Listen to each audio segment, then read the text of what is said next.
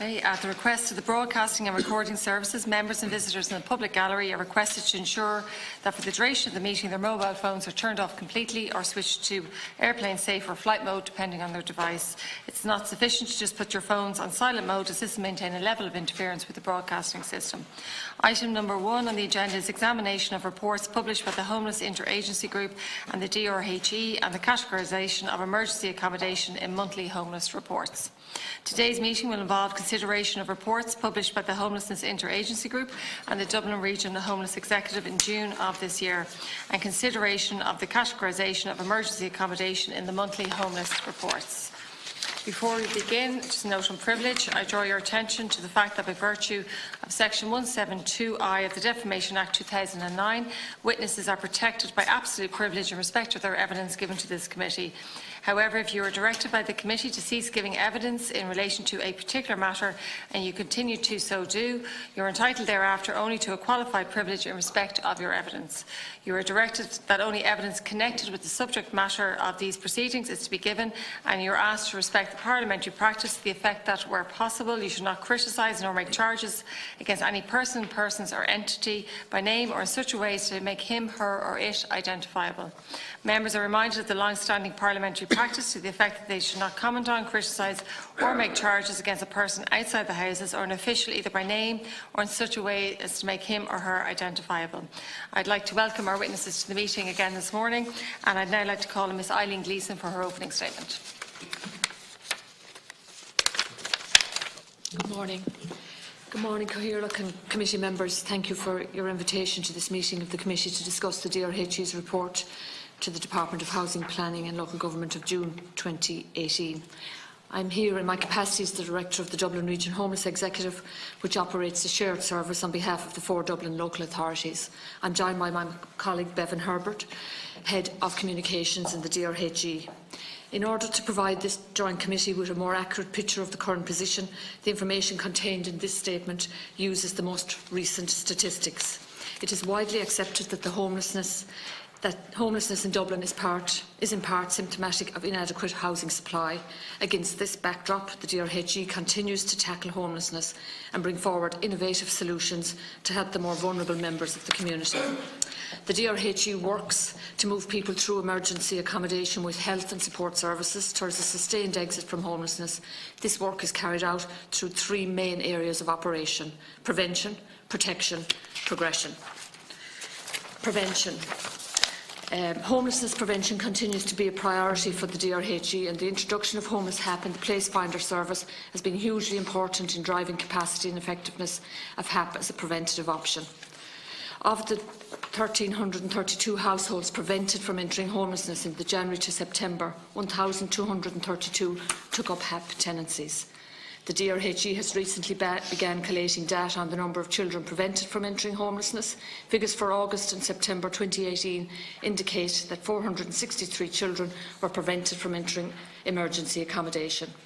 We have a designated homeless prevention team that work with families presenting as homeless to find an alternative solution to entering emergency accommodation. Under protection, people accessing emergency accommodation, we have a total of 6,313 adults and children in emergency accommodation as of the 30th of September 2018, representing 3,431 households. Significant progress has been made in achieved in moving families from hotels and B&Bs to family hubs, and we recognise that while the hubs is not a long-term solution, however, family hubs provide accommodation specifically designed for more optimal family living until additional housing supply becomes available. In addition, rather than placing families in emergency accommodation, the DRHE has been endeavouring to place families and individuals in fully furnished own-door units that allow families to live independently. Although they are not at risk of homelessness or in emergency accommodation, these families are receiving supports, and staff continue to engage with them to support them into long-term tenancies. There are currently 210 families with 308 dependent children in these units in the Dublin region. The number of new families accessing homeless services varies each month, with an average of 98 families per month in the Dublin region. And although an additional 878 new families entered emergency accommodation in the Dublin region in the 9 months to the end of September, the overall net increase in the number of families over the same period was 135. The ongoing work carried out by the DRHE in preventing families entering homelessness and exiting families from emergency accommodation to tenancies is a significant factor in maintaining a low net increase. Table 5 in my report details the trends of individuals accessing emergency accommodation from January to September. And the Housing First model is integral to the DRHE's response to people sleeping rough and enables individuals involved who have a high level of complex needs to obtain permanent and secure accommodation. Of the 222 individuals supported in Housing First tenancies to date, 191 have successfully retained housing, which reflects a retention rate of 86.1%. The recently launched Housing First Implementation Plan 2018 to 21 sets targets for the rollout of Housing First in every local authority in the country. Full implementation of the plan, along with further expansion of the Housing First programme nationally, is contingent on additional funding from the HSE. Progression exits from emergency accommodation. From January to September, 801 households exited homelessness to tenancies. The DRHE again has recently begun collating data on the number of children exiting homelessness, and figures for August and September indicate that 230 children exited emergency accommodation. Our main challenges are social housing supply. An increase in the overall supply of housing is critical to addressing homelessness in the longer term. The delivery of single-person social housing over the coming years is essential, particularly in our ability to deliver the Housing First expansion. HAP is a huge solution to addressing homelessness and preventing homelessness, and the structures of HAP, if we could access homeless private rented accommodation outside of the Dublin region, it may add to our ability to prevent people from ever entering homelessness in the first place. So implementation of a more flexible arrangement would help to address tenancy shortages on the HAP side. The private rented sector, there's a real indication of the challenge faced, is revealed in our July and August figures for new families accessing emergency accommodation. It's on table 4, but over 50% of the families coming into homeless services, and the table is in my report there, show that they're coming from the private rented sector. It should also be noted in that the percentage that are coming from family circumstances, family breakdown, may also be coming from the private rented sector initially, but have gone home or gone to live with families, and then that relationship breaks down and they end up. So the 50% from the private rented sector may be underestimating actually what's coming from the private rented sector. Complexity of homelessness. Our response to the extreme weather events in recent months over the last year highlights the extensive range of medical needs of people in both long and short-term emergency accommodation. Many vulnerable people, such as those released from hospital, state care and prison, often have no other option but to present as homeless. Specific care packages and additional step-down facilities are required to relieve the pressure on homeless services. We in the DRHE will continue to work and collaborate with all agencies on behalf of the 4 local authorities to drive the response to homelessness for the most vulnerable members of the community in the Dublin region. Thank you. Thank you, Eileen. And I'd like to call on Mr. John Murphy from the Interagency Group. Thank you very much, Cathaoirleach and committee members. Thank you for the invitation to attend today's meeting. My name is John Murphy. I'm a former Secretary General in the Department of Jobs, Enterprise and Innovation. I'm also the Chair of DePaul, which is a major provider of homeless services in Ireland, North and South. I'm joined today by Mary Hurley, who is the Assistant Secretary with responsibility for social housing and homelessness, and David Kelly, who has responsibility for the Homelessness and Housing Inclusion Supports Unit in the Department of Housing, Planning and Local Government. And David is also a member of the Interagency Group. In September 2017, I was asked by the Minister for Housing, Planning and Local Government, Eoin Murphy TD, to chair a newly established Homelessness Interagency Group. The key aim of the group is to improve the State's response to addressing homelessness through improving the coordination in the provision of services and to address any existing blockages. The membership of the group includes representatives from the Department of Housing, Planning and Local Government, the County and City Management Association, the Dublin Region Homeless Executive, the Department of Children and Youth Affairs, the Department of Education and Skills, the Department of Employment Affairs and Social Protection, the Department of Health, the Health Service Executive, the Department of Justice and Equality, the Department of Public Expenditure and Reform and TUSLA. On foot of one of the group's recommendations, a representative of the Department of Education and Skills has joined the group actually since the report was published. The interagency group first met in October 2017 and has now met on 8 occasions. In addition, several bilateral discussions have been held between bodies represented on the group. The group has considered a wide range of issues during its operation, including examining the services delivered by the respective departments and agencies, identifying existing blockages, while also looking at the scope for new initiatives. The group also engaged with the organisations involved in the delivery of homeless services nationally. A one-day workshop was arranged with all organisations in receipt of state funding for the delivery of homeless services invited to attend. A very productive engagement was held with over 50 representatives from 19 separate organisations. The prominent issues of discussion included homelessness and health, justice issues and family and youth homelessness. A number of issues in relation to the structural arrangements in place between the state agencies and the NGOs were also discussed. Ongoing engagement with the NGO sector will be important for all of the departments and state agencies involved in the delivery of homeless services. In June, I submitted a report to the Minister setting out details of the work undertaken by the group to date and making a number of recommendations for further actions to be taken to improve the State's response to addressing homelessness. These recommendations include a range of issues such as issues relating to social housing policy, the interaction between health and homelessness, which Eileen has also referred to, justice-related issues and recommendations relating to research and reporting. The report also notes that addressing homelessness will be dependent on the delivery of measures in rebuilding Ireland to increase the supply of social and affordable housing and to strengthen the functioning of the private rental sector. I understand that the committee's focus today is on homeless numbers.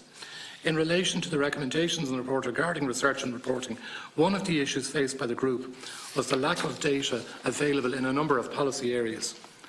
There is a need to have improved information available to the relevant state agencies to better inform policy making, both in terms of supporting those experiencing homelessness and developing interventions to improve the prevention of homelessness. The group also considered the current data being collated and published by the Department of Housing, Planning and Local Government.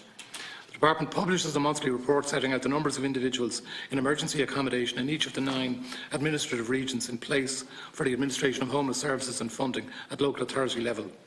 The report also includes details of the numbers of families and associated dependents in emergency accommodation across each of the regions.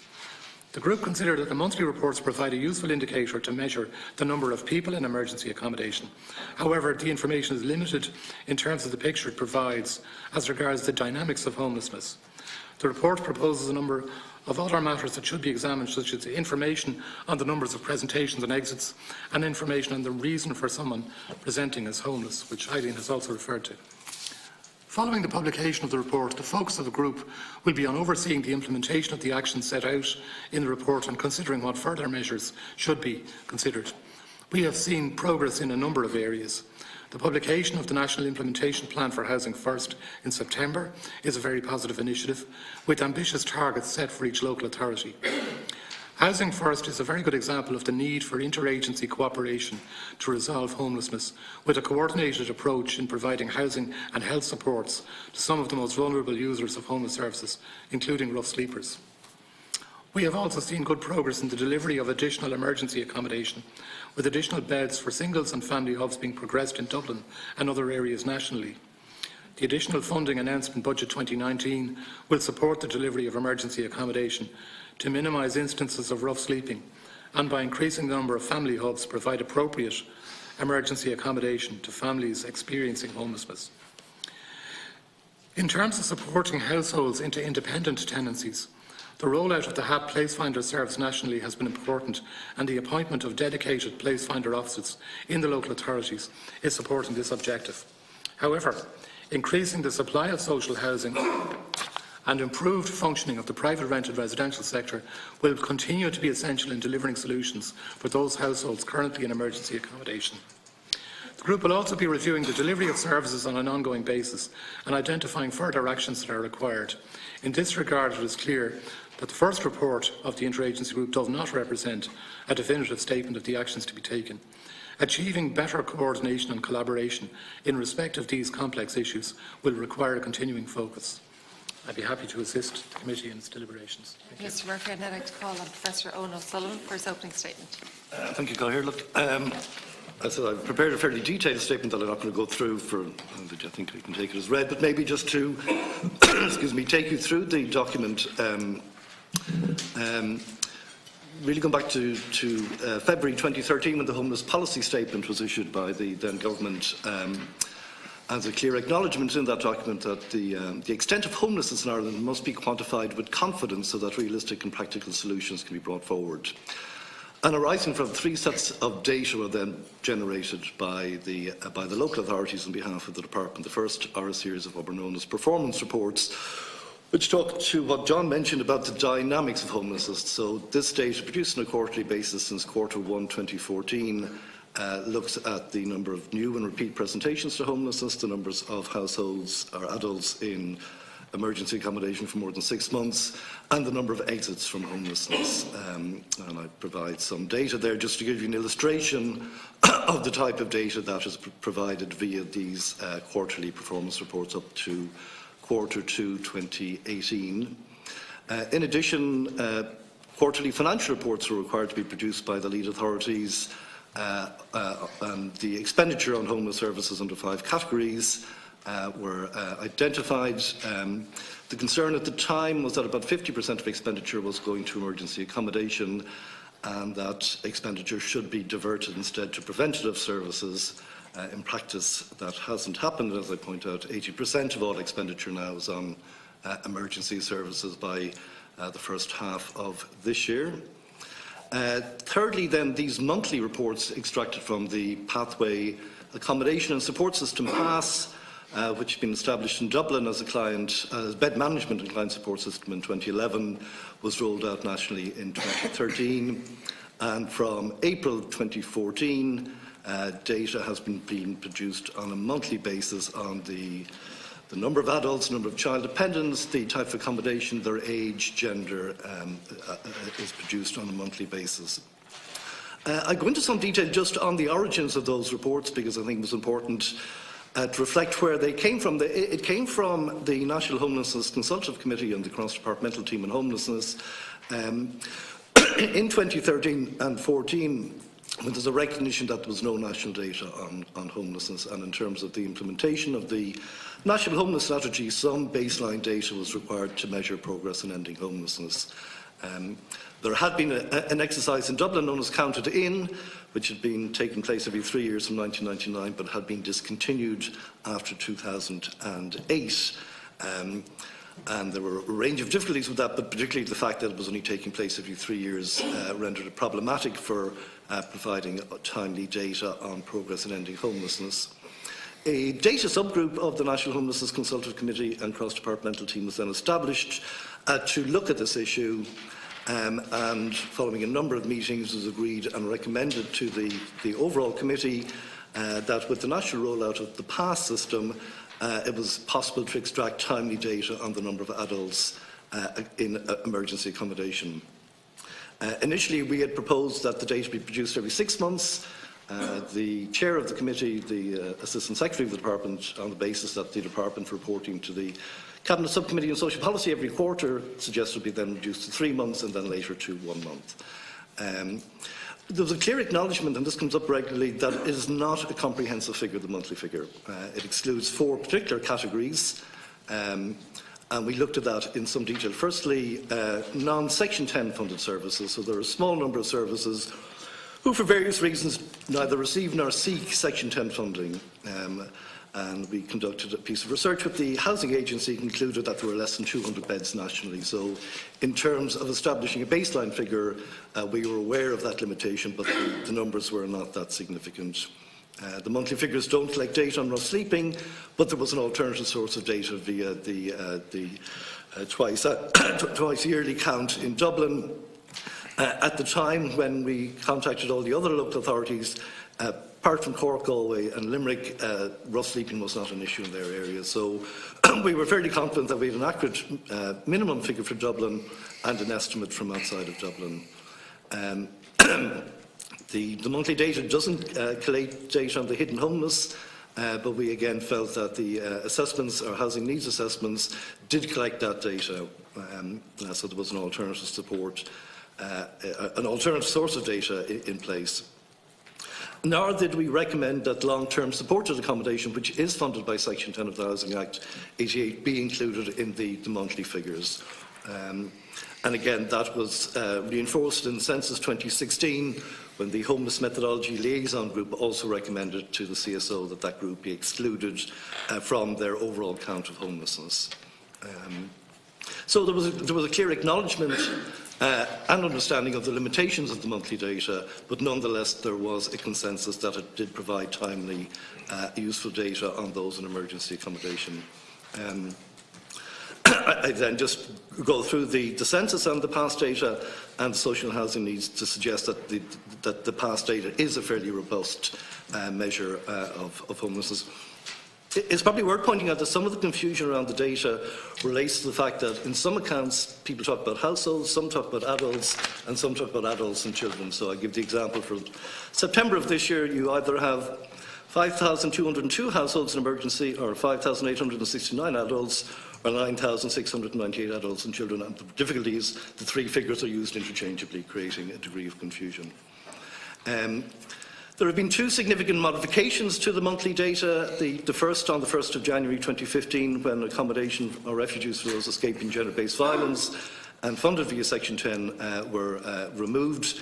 This followed a recommendation from the Homelessness Oversight Group in 2013 that they should be removed and that the funding these agencies be funded by TUSLA, the Child and Family Agency.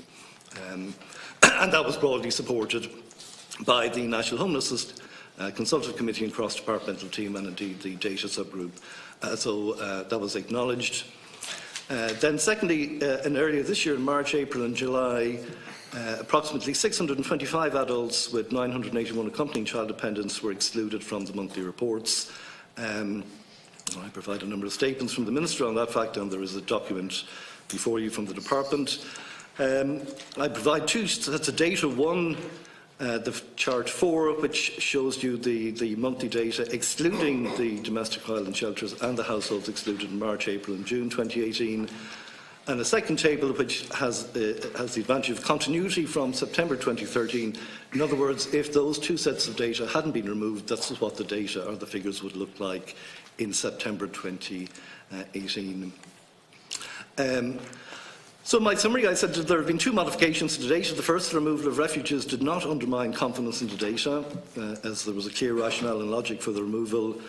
I would suggest the second modifications created some confusion and undermined confidence in the data, as it is unclear what the criteria is for removing these households.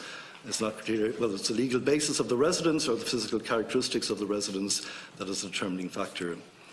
So I do acknowledge that hybrid accommodation situations have emerged in recent years, situations that the Housing Act 88 did not anticipate, nor the data subgroup of the National Homelessness Subcommittee.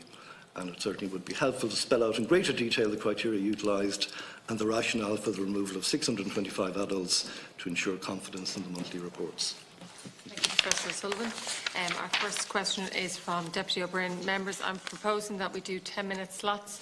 So 5 minutes to ask your questions or 5 minutes to respond, or however you want to use it, but bear in mind you'll want to get answers and then we'll do a next round. So Deputy O'Brien. Thanks very much, Chair, and thanks to the folks for the presentations. Look, because we've quite a lot to get through, I'm going to focus exclusively on the recategorisation in the first round, and then in the second round I'll come to the two reports, the DHRE and interagency reports, and ask my questions on that at that stage.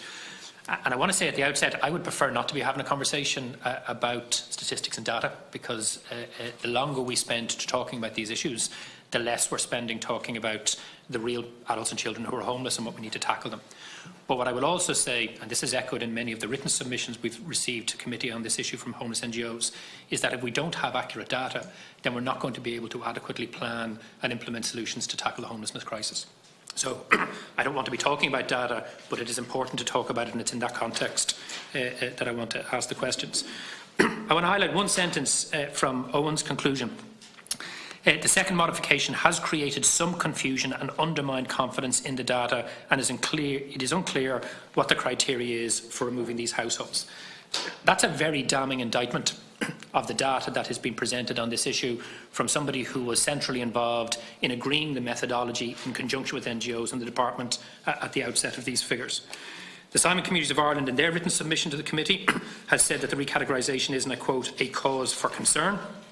They said that it has created confusion and has caused a range of problems. Focus Ireland have gone further in their written submission to the committee, and not only have they said it is unclear, but they said that the fact that the recategorisation wasn't then retrospectively applied backwards to give us a proper read of it leads further weight, and I quote, to the suspicion that the underlying motive was to produce a lower total figure. And again, for an NGO funded by government to make that kind of potential charge is very significant. Their submission strongly recommends the responsibility for data for this issue should be handed over to the CSO, as do Merchants Key Ireland in their submission to the Commission, and then Bernardo's have also given us a submission raising some concerns as well. For me, the real difficulty is when I read the report from the Department on the recategorisation, in fact, I was more confused afterwards than I was before. And what seems to me has happened is as follows. It seems like the Department, with the approval of the Minister, has created a new category of persons, not housed, not in tenancies as we understand it, but apparently no longer homeless because the temporary accommodation that they're in is different or better than the temporary accommodation they were in before. And that means they're neither homeless nor not homeless, which seems to me a very bizarre situation. We know that they're not in tenancies, bar a very, very small number in Louth from the original recategorisation. And yet we're still being told that they're not at risk of homelessness. And I think that's really where a lot of the confusion arises. So I suppose the questions I want to ask in the first instance are as follows, and I have different questions for some of the speakers. So Mary, from the Department's point of view, surely emergency accommodation always included own door accommodation. We called it transitional accommodation for quite some time. And therefore, by somehow saying that emergency accommodation is really only hotels, B&Bs and the more night-to-night, are you not redefining the long-standing understanding of emergency accommodation that included both night-to-night and transitional accommodation, which was under licence for 6, 9, 12 or 18 months, depending on the circumstances? What I also don't understand is your recategorisation, or the Department's recategorisation, isn't consistent. So you haven't removed all of those households in own door accommodation. You've only removed some of them, and there is no logic as to why you've removed some and others. So there are lots of people, families and individuals, still included in the Department's monthly report who are in own door accommodation, transitional accommodation. Some is properties owned by local authorities, others is accommodation provided through the NGO sector. So how can you explain this lack of consistency in the application of that still unclear recategorisation?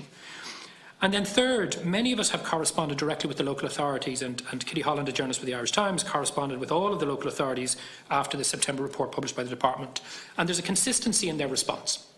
And what they are telling us is, and the documentation has been provided to the committee, so members have had access to it from yesterday, is that Are you referring to the half-page document that we received? There was a correspondence from Kitty Holland that was forwarded to the... It was only a half-page that we received. There is more than that I took down from the database this morning. Through, but we'll find out. Yeah. That's all I have so far. Okay, So we'll find out. There is more on the database, Chair. What all of those replies say consistently is in terms of the third round of recategorisation, the July-August one, that these folks are in temporary accommodation. They don't have tenancies. They're still accessing homeless services. They're still counted in pass. So how, if all of that is the case, can they not be counted as homeless? I simply don't understand how that is. Eoin, for yourself, I mean, again, can you just confirm to the committee, as somebody involved in this at an early stage, that emergency accommodation, as in the monthly reports, did include those two types, night-to-night and licence own door accommodation, and maybe give the committee some detail as the kind of transitional accommodation that has always been included in those figures. Can you also, I suppose, answer a straight question? I'm going to ask this to Eileen as well.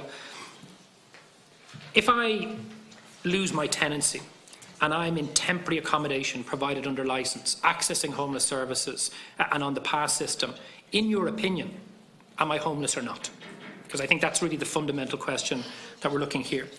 And then in the interagency report, it talks about the potential move away from the monthly figures and the need for this more comprehensive report. Now, you rightly point out the fact that we have a quarterly report which provides a lot of that data anyway. The difficulty, of course, is not a lot of people pay too much attention to that, to the frustration of many of us. But can you give us your opinion as to, do you think it's a good idea or a bad idea if we lose the monthly reporting, and how would we improve it? And then, Eileen, finally to yourselves, because you mentioned the 210 families who seem to be in this nowhere space between homelessness and secure tenancies. So, when Brendan Kenny, the head of housing in Dublin City Council, was on Morning Ireland some months ago and he was pressed on this question, he said very, very clearly, these people have homeless priority, they're accessing homeless services, and in his view, they're homeless. So, does the Dublin Regional Homeless Executive agree with that? And again, I suppose it's the same question I asked Owen. If I lose my tenancy, if I'm on temporary accommodation provided through whatever means, and I'm on pass and accessing homeless services to get me into permanent accommodation, am I homeless or not? Because I just think that's really what this committee wants to know, and I may come round in the second round, Chair, depending on the answers. Thank you, Deputy O'Brien. Mary, do you want to go first? Sure. I suppose at the outset, and I think all of the speakers this morning and yourself has referred to it in terms of the data.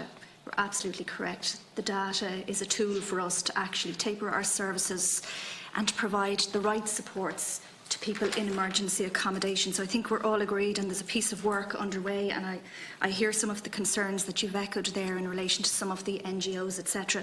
One of the things we want to get to is that we do have enhanced data sets. You've heard from Eileen's remarks there that we are working on new data sets. We're collecting new types of profiles data to help us taper our services. So I think we're all agreed on that.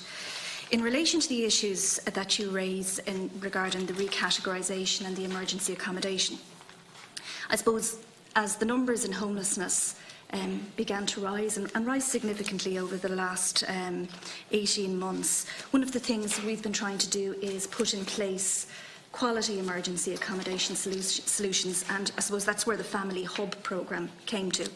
And when we started to work, I suppose, in terms of emergency accommodation, we began to look at the suite of emergency accommodation and arrangements in place.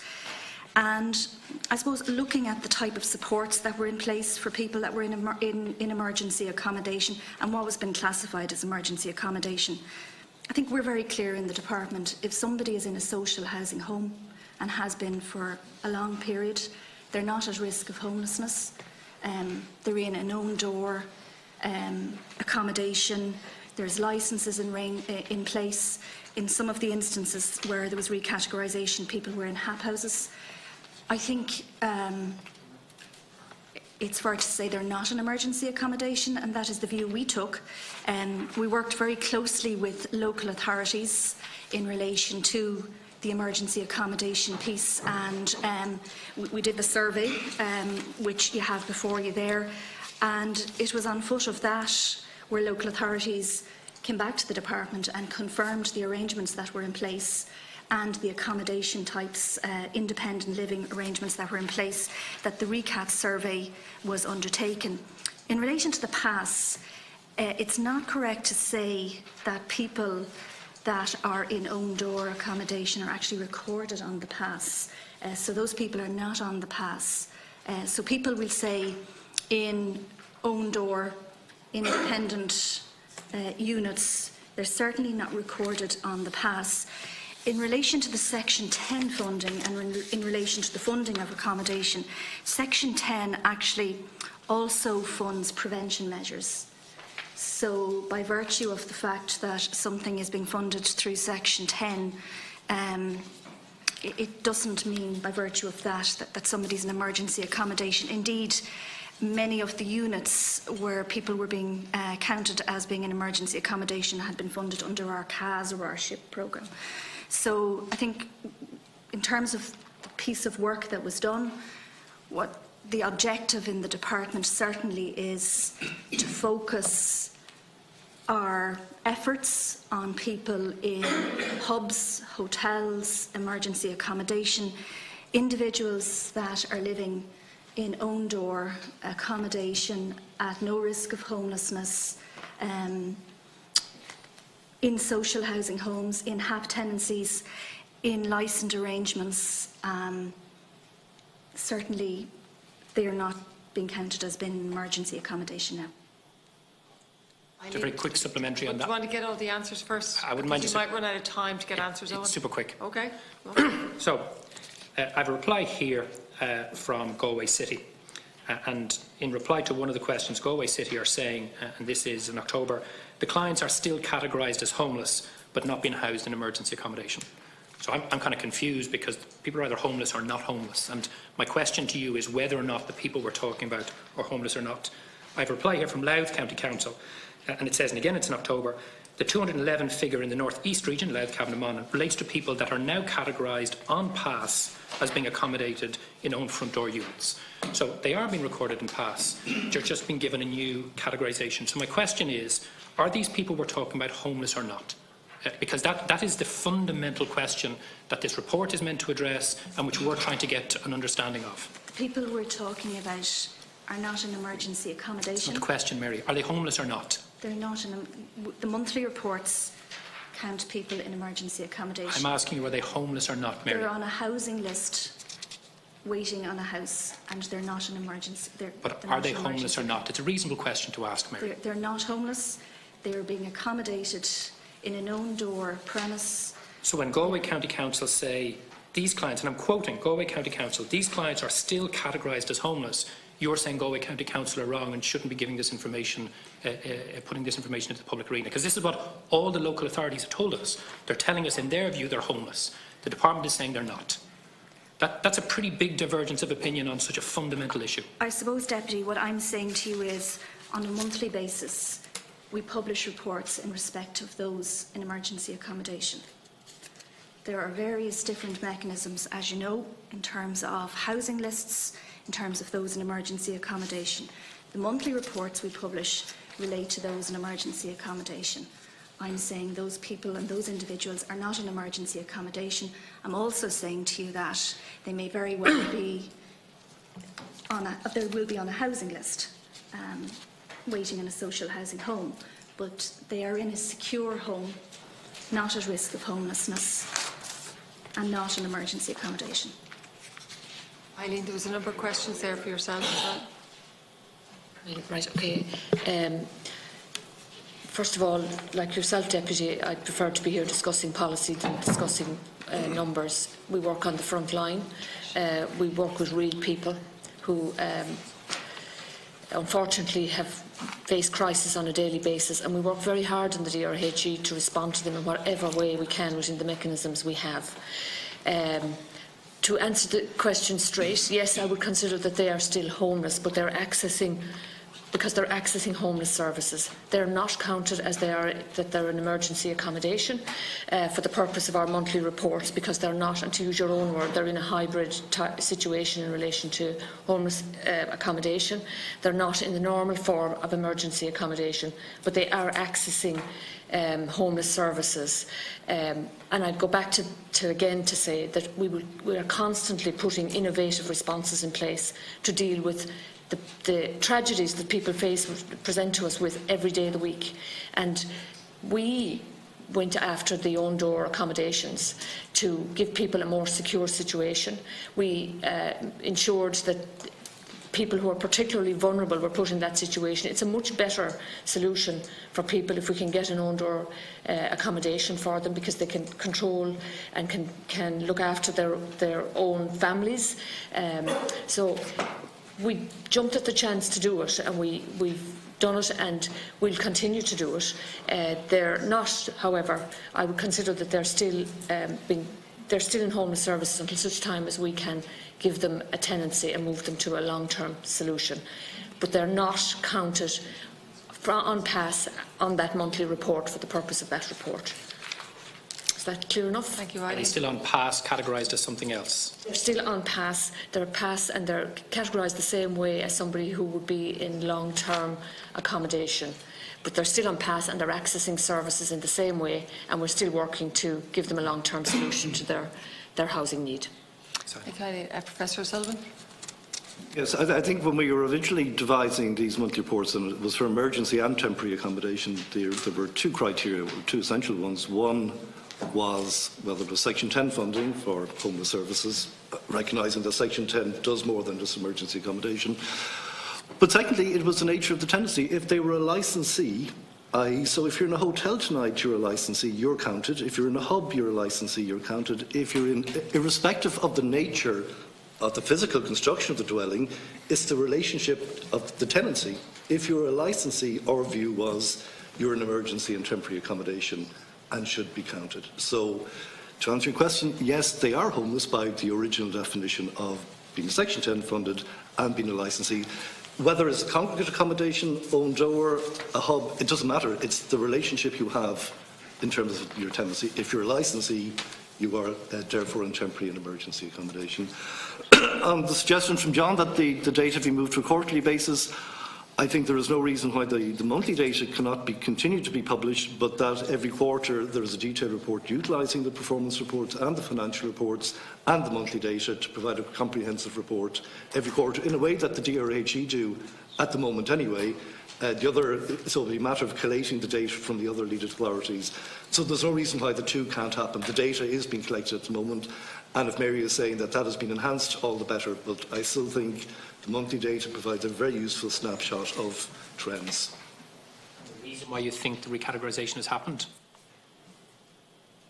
I suspect it's this issue that there's these new hybrid situations have arisen, but I think, as I said, the objective of the Housing Policy Statement in 2003 was to ensure that there was confidence in these figures. Regrettably, I think the fact that there wasn't any consultation, that this wasn't discussed. As I said, at the time, when a number of categories were excluded, some of the NGOs were criticised by some others because non-Section 10 funders were excluded, the hidden homeless were excluded.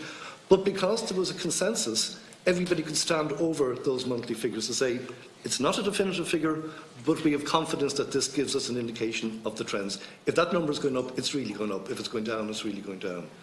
So I think that the confusion at the moment is probably not helpful, and I said we've spent an hour here debating an issue that we really shouldn't have to be discussing here this morning. Just finally, just add an advantage to some of us, because I think there's confusion over the email and what was sent and what wasn't sent, and you're at an advantage that you have all that info and that we don't. So, and that might be an oversight on my part, or it might be just a problem with the email from the person who sent it in. So just bearing in mind, the members don't have all that information that you were sent. just a very quick question to Owen. Owen, do you have confidence in the figures going forward on the basis on which they're currently being collated? I think I would have confidence if I had a clear understanding of the criteria for the exclusion of the households, the 625. So that's a no, you don't have confidence. Words into witnesses made now with respect. Without that qualification, do you have confidence in them? If I knew what the criteria was for the exclusion. At all times, witnesses can answer what they want to answer, and members, we never put words into witnesses' mouths here, so just be careful of the precedents that we're setting here, okay? Deputy Casey. Thank you, Chair, and I'll be as brief as possible. And I think we can lost in the argument here in relation to whether we're looking at 9,500 or 10,300. The regretful story is that homelessness is on the increase. And at the end of the day, that's the bottom line. Not alone are we seeing homelessness increase, we're equally seeing the increased use of hotels on the increase month on month. And this was a promise we were promised would end in 2017, and yet we're looking at an increase. So clearly what measures that we're doing, and I'm not claiming that the department is not trying, and I'm never going to make that statement. I know you're bursting, you're doing everything you can, but clearly we are not getting on top of the homeless crisis in Ireland at the moment. So what are the stumbling blocks, and what are the blockages within that's preventing us dealing with it and addressing the situation? Can I just have a sort of bee in my bonnet about HAP and the HAP tenants and moving from the council list to the HAP list, and then we have the homeless HAP list.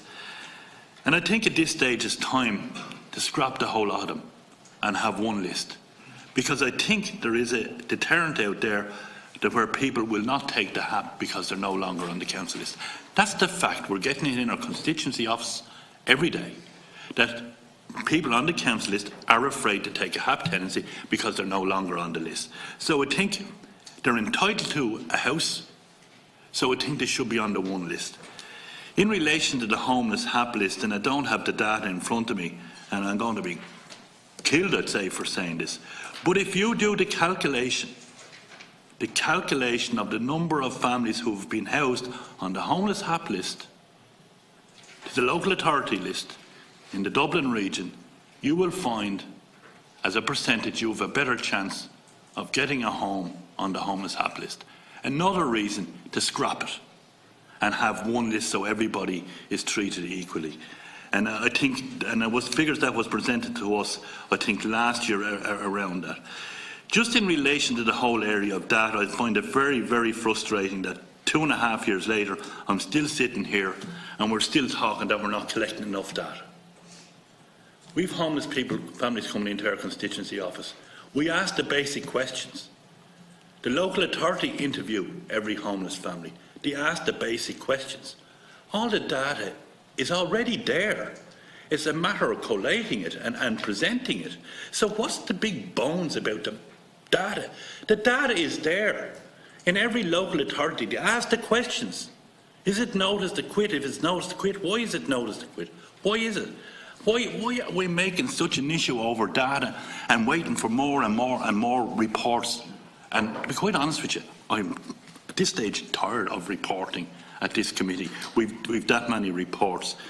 And I'll probably just leave it at that. Might come back in relation to the second round. But just honestly, the issue here is about homelessness. We can argue about the 900 people on, but we have an increasing homeless crisis in this country, whether we like it or not, whether the Minister wants to include the 900 or he doesn't want to include them. It's increasing. The hotel accommodation is increasing, so we're not clearly getting on top of the housing crisis. Thank you, Chair. Thanks, Pat. Eileen, do you want to come in? You asked what are the blockages. The blockage is the shortage of affordable, secure housing. That's what's at the root of the crisis. And the figures there for July and August of families entering emergency accommodation, 236 families came into emergency accommodation in the Dublin region in those 2 months alone. On average, it's 98 families a month in the Dublin region that's coming into homelessness, and that's not counting the singles that are coming in as well. The homeless HAP list and the HAP list, there is no homeless HAP or HAP list. People go on to the housing transfer list once they're HAP. The difference between homeless HAP and HAP is that homeless HAP, we have place finders in place in the DRHE and now throughout the country, where people are eligible for homeless HAP if they're in emergency accommodation or if they have. We've now moved that to notice to quits to prevent people from ever entering homeless services, and they get the deposit and 2 months' rent in advance as to give them an even playing field in relation to trying to find private rented accommodation in the private rented market, because that's where the supply is. And back again to your question, what are the blockages? Shortage of affordable, secure housing. That's what the blockage is in relation to, and that's why the crisis continues. Thanks, Eileen. Mary? Yeah, I suppose a couple of things there. Absolutely. We shouldn't really be talking about data. We should be talking about the solutions in relation to the individuals that we do have in emergency accommodation. The numbers, unfortunately, do continue to rise, albeit we're seeing less of an incremental increase in recent times. One of the things I suppose the Minister has been trying to do over the last number of months, particularly in the Dublins, we've been engaging intensively in relation to prevention solutions, and there will be a larger prevention team now put in place across the Dublins, because obviously that's absolutely critical, Deputy, in terms of stopping the flow of people into emergency accommodation. The forthcoming rental bill will deal with some of the rental issues that we're seeing and the challenges, and we are seeing seeing significant numbers of individuals coming from the rent to the private rented sector on foot of notice to quit. So that's really important that we deal with that. In terms of emergency accommodation and quality emergency accommodation, one of the things that we have been engaging with the Dublins on, particularly recently, has been around putting additional emergency beds in place for our rough sleepers, and we will see an additional 200 beds by the end of the year in place, and also hub spaces, because what we are seeing in terms of the hub spaces and emergency accommodation is that families are supported more in a hub and they tend to move on quicker. So I think there's a number of ingredients. It's a very complex piece, this piece. There's a number of issues, a number of actions that we are progressing. The supply piece is key. We'll see increased delivery this year in terms of our build units, and obviously as Rebuilding Ireland progresses, we're going to see increased delivery, and that will begin to click in. One thing I would say to you, you spoke about HAP and lists, and one of the things we're seeing in terms of HAP is as you know, individuals in receipt of HAP are on a transfer list. So I have a figure here that 1,700 households that were in receipt of a HAP payment or a HAP support have moved from HAP into a social housing home. So we are seeing movement on the transfer list. We're seeing HAP as a key tool for Eileen and for the other regions around the country in terms of prevention work.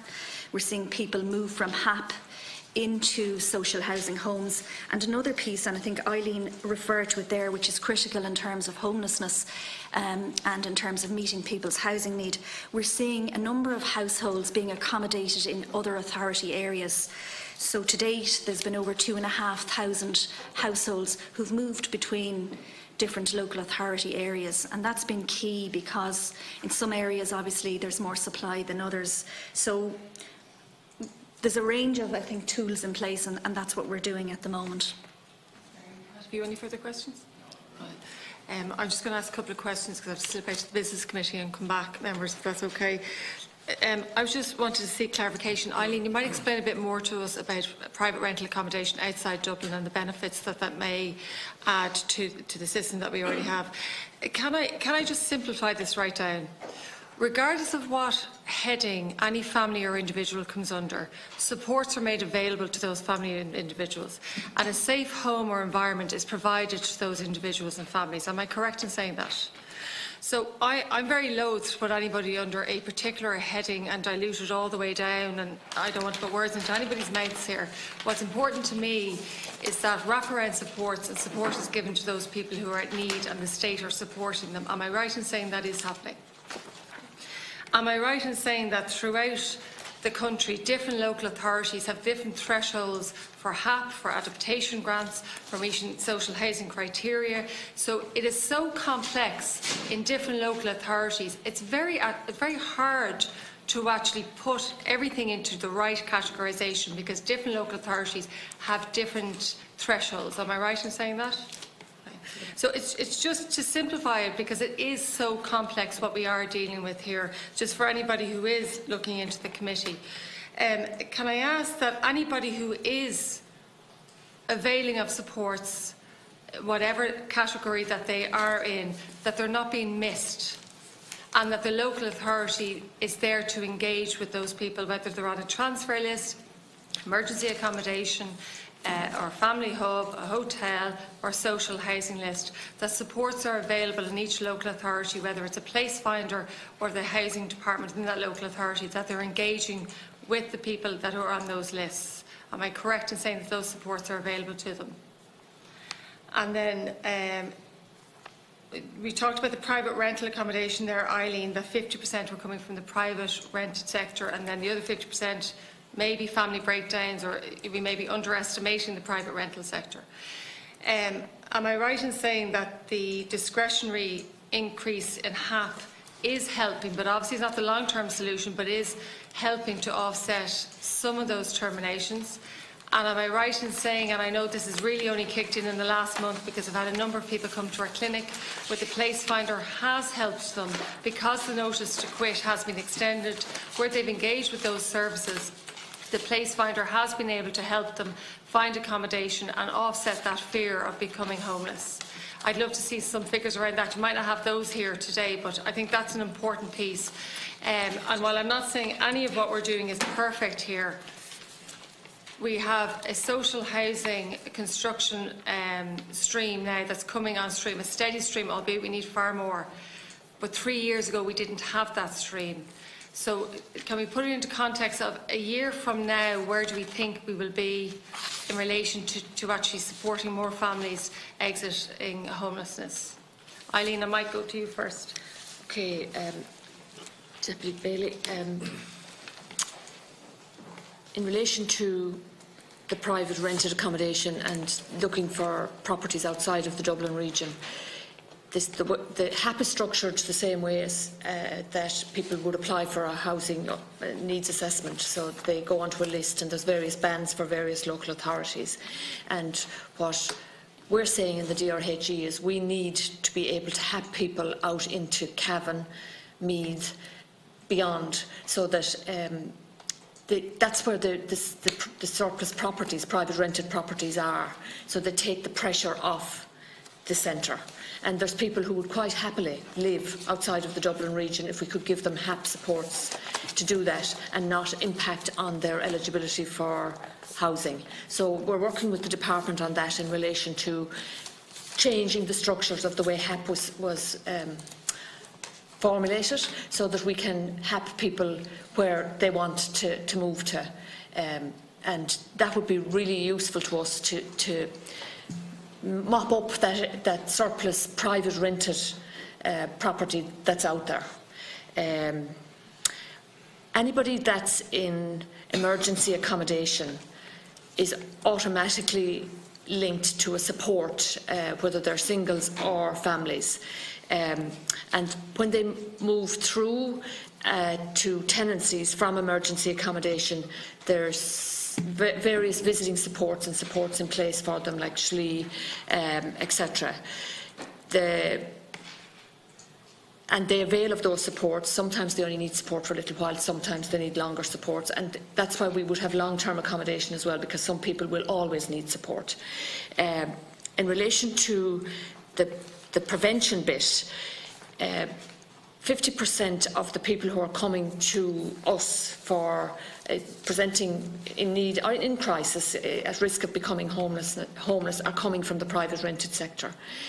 More than 50%, but the other percentage are coming from what we call family circumstances. But in reality, a lot of them will have come out of private rented as well, gone home or gone to live with relatives or gone to live with friends, and that relationship breaks down and then they come to us. So their last place of accommodation was with a family or member or with a friend. So it's the tick boxes are family circumstances as opposed to private rented. So we would believe there's a lot more coming from the private rented than we have on our data to date. And we're doing work on that to work down to the last 3 or 4 places that people have been to see what the pattern is. Our HAP is hugely beneficial to us in preventing people from entering homelessness in the first place. And in the 9 months in my report there, 1,232 people were prevented from ever accessing emergency accommodation, families, because we used HAP and homeless HAP to prevent them ever coming in. So it's a huge tool for us in preventing until social housing supply comes in. I'm not here to talk about the supply side of it, obviously, but for us, if we need housing supply, private or social, to keep people from ever having to enter emergency accommodation. Okay. Mary? Yeah, just I suppose maybe to talk a little bit about the supply piece. We're obviously seeing the construction programme ramping up significantly. This year, between build, acquisition and lease, over 7,800 homes will be delivered. And we're on track to do that and working very hard with local authorities at the moment maximise and get as many build units over the line as quickly as possible. We've put a lot of structures in place, including in our own department, the Housing Delivery Office. So we're working very closely with local authorities. There's great clarity in relation to the targets, and local authorities are aware of what they need to deliver. I suppose one of the things we're seeing in terms of delivery is, as we see the build trajectory increase, we're seeing HAP from next year will start to decrease. So we're seeing more units coming through this year. We're very confident we'll meet our target in terms of that 7,800 new homes. And we'll continue, I suppose, to try and work with local authorities to meet the challenges and help them with the barriers that they face. So the supply is certainly coming through. Next year, we secured additional funding in the budget. An additional 470 million was secured for the housing budget, and that will enable us to deliver 10,000 homes across build, acquisition and lease. So I think we're all agreed supply is the key to addressing this challenge. It's very Owen. I think it's extraordinarily welcome that we will have an additional 10,000 social housing units, but I would sound a note of caution. We have lost 10,000 units of private rented housing in the last year and a bit, based on the registered tenancies with the Residential Tenancies Board. Rents are escalating very rapidly, so between the escalation of rents and the loss of nearly 10,000 tenancies, I suspect in a year's time we'll be back with even higher figures on homelessness. And am I right in saying that on that, because I'm fully aware that we don't really know why we've lost those, but we could estimate that some of them are because they may have been accidental landlords. Their property may have reached the value that they purchased and they really don't want to be a landlord. And that's a natural way to withdraw. And that 86% of our landlords are one or two property owners. So it is, I mean, it's not an attractive place to be if you're an accidental landlord, but that there is other incentives there for purchasing rental properties. But are we saying that by this time next year, with an increase of the supply that's coming on stream, we will start to see the decrease then in families and individuals entering into a homeless situation? I think we will see an increase over the next year before things will start slowing down. I think the pressure is from the private rental sector with increasing rents, increasing demands on the sector. I think, as Eileen points out, that the 50% figures are gross underestimated. I suspect the majority. And until something is done with Part 4 tenancies and Section 34, the right to terminate tenancies, we're going to see a continuous flow of families into homelessness. And that's trying to balance the rental sector without interfering in it too much, so you don't have a further 10,000. So it is a balancing act here, you know, that's very difficult. Mary, but what you were saying is with the increase in supply, you're seeing it will go down by this time next year. I mean, obviously the overall objective is to ensure that there's enough homes for people coming forward, and we have a long list. But you know, this is not going to be sorted, I suppose, in the very short term. We know there's a Rebuilding Ireland plan. At the end of Rebuilding Ireland, there will be 50,000 more households accommodated in homes than at the beginning of it. I suppose one of the key things for us in terms of the people that do come forward and that do present as homeless is that they are accommodated in quality emergency accommodation where that unfortunately has to happen. So the objective, the Minister's commitment, and the Minister is absolutely resolute in terms of that when families present, they should go to a hub or they should go to HAP. Unfortunately, at the moment, families are still going, some families, small numbers, are going into hotels. But our overall objective is when somebody presents is to either, through our place finding service, try to direct them to HAP or support them find a HAP tenancy, or else that they would go into a hub where they will have the supports around them and where they can try and exit into a HAP tenancy and they'll have the correct family supports. Yeah, thanks, Mary. Mick? Question for David Kelly. Where did the idea to recategorise come from? Did the department pitch it to the Minister? Did the Minister pitch it to the department? I think this was clear in the Minister's statement earlier this year that during the compilation of the March and April homeless reports, there was a number of houses and apartments which were categorised as emergency accommodation, which weren't. There were local authority stock, properties which had been leased by local authorities, and in some cases HAP properties. So the Minister had requested that the Department engage with the local authorities to examine the full extent of this, and that was the background for the publication of the report in September. So the person who got the ball rolling essentially was the Minister? It would have been there would have been an agreement with the local authorities. I suppose to be clear, some local authorities were doing this, but the majority wouldn't have been counting houses emergency accommodation. So it would have been discussions between the Department and the local authorities. Okay. Can you tell the committee what was the number of people on the official homeless lists when this idea was first mooted, and was the number decreasing or rising? The number on the March homeless figures, the number of homeless adults, there was 6,035 homeless adults, 1,720 homeless families, and 3,646 dependents associated with those families. Giving a grand total of? 9,681. Okay, so 319 short of the 10,000 mark. And the figure was decreasing or rising at the time? It would have been increasing, I think. Was there any discussion between the Minister and yourselves, between yourselves and the Minister, about the fact that the 10,000 homeless figure was politically sensitive? No. The discussion would have been around the categorisation of the houses, primarily around the local authority houses being categorised as emergency accommodation.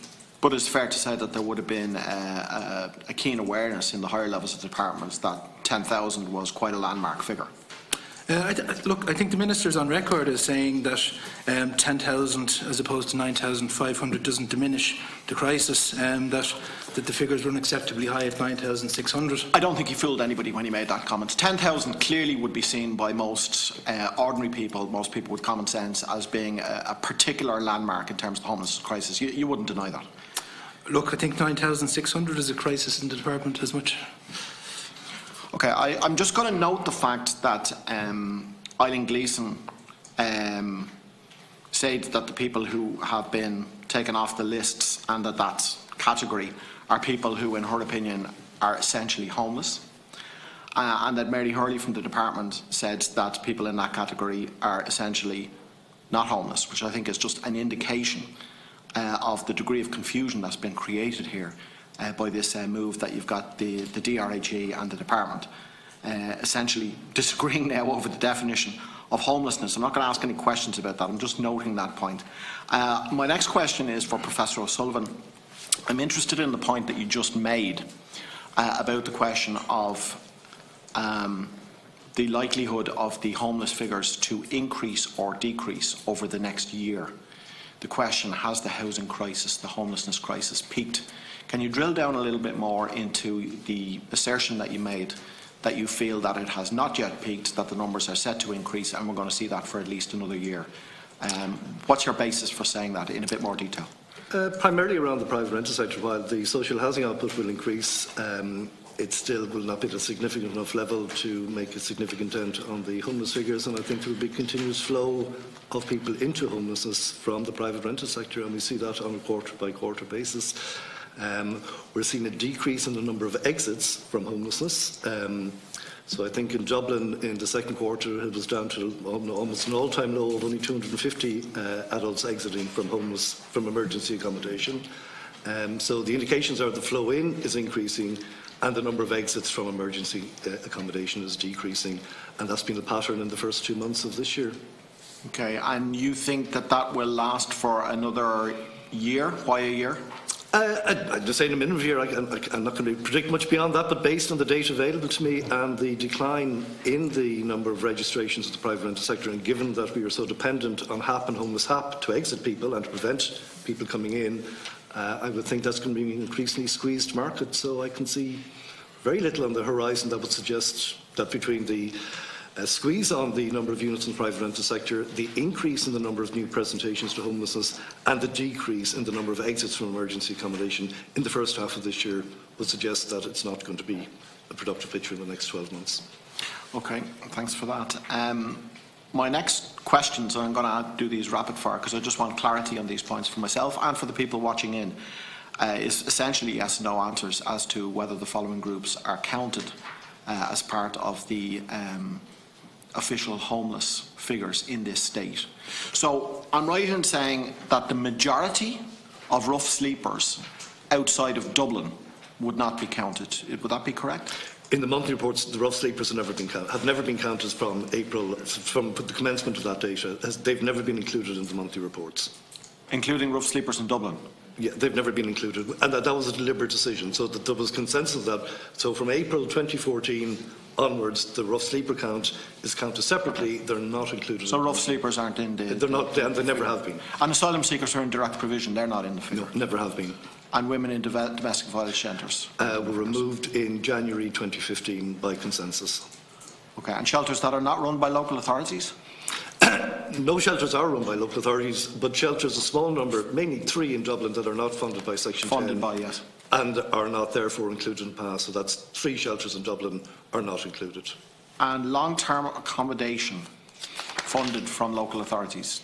No, a decision was taken of the group I chaired not to include that group in the monthly figures. The data subgroup agreed on that. That's why they were funded by Section 10. They were determined would indicate they were long-term supported, and that our focus was to be on the emergency and temporary accommodation. So no, there's sort of clarity. They're not in the monthly figures, but there was a consensus that they wouldn't be. Okay, and so-called couch surfers?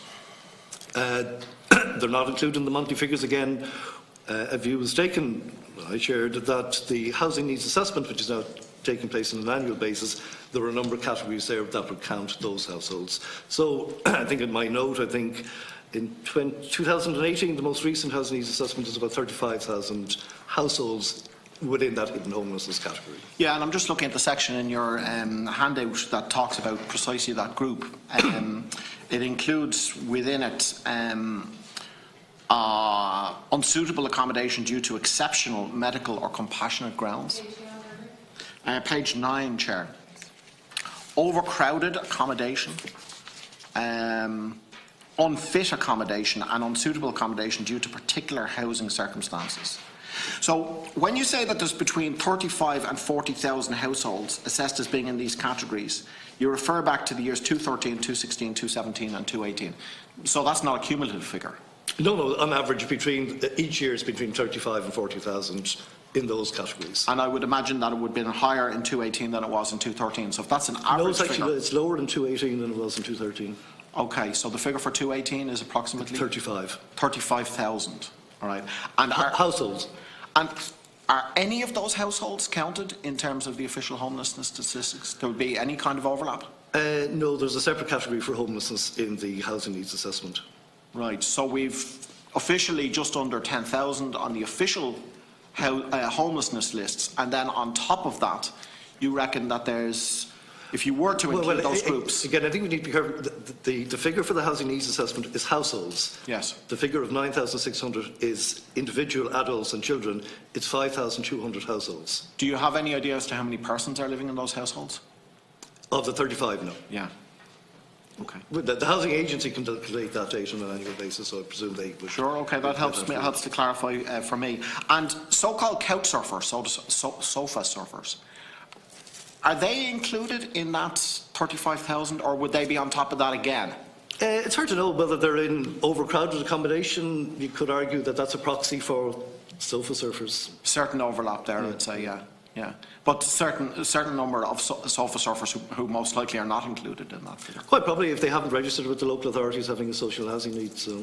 Okay, so if we were to take the most liberal interpretation of homelessness, right, we would say there's the official figures, there's the 35,000 households as opposed to individuals in your hidden homelessness statistics there, and then a cohort of sofa surfers who are not included in that. It might not be all the sofa surfers in the country.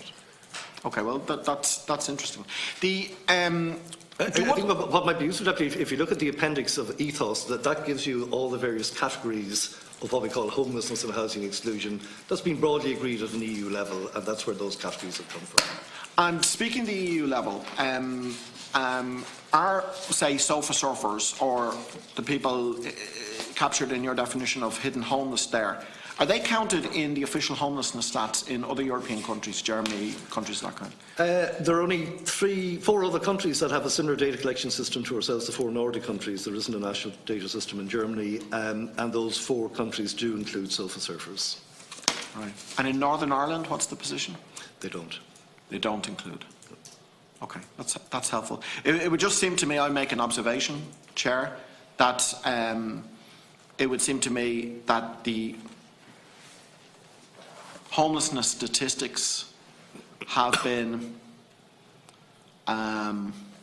they are lower than I feel that they are in reality, both on the basis that the official statistics do not include groups that I think many ordinary people would see as being homeless and that are counted as homeless in other countries, and then on the basis of what I can only describe as the doctoring of the figures by the Minister and the Department. So in reality, I think that the figures have been, are lower, not just on the basis of one thing that has been done, but on the basis of 2 things that have been done. That would be my observation.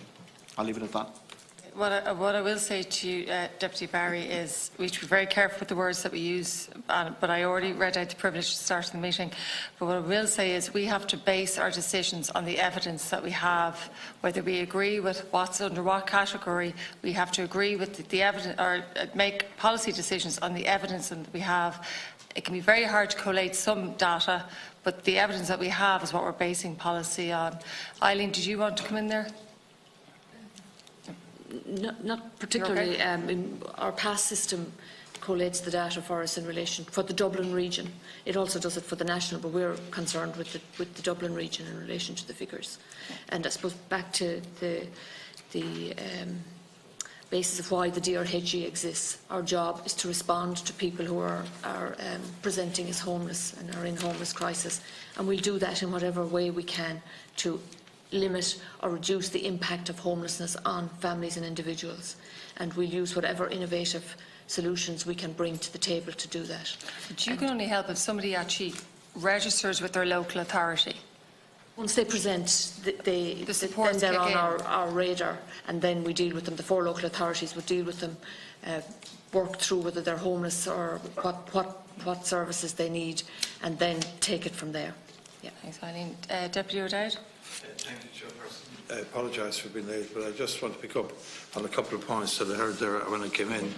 And one is the inequalities between income limits in different counties, which I think has already been referred to. And just to give you an example, the maximum net income for a single person who's living, say, in County Meath, I live in County Louth, but part of my constituency is County Meath, is 35,000. So you can earn up to 35,000, get your HAP, get on the social housing list.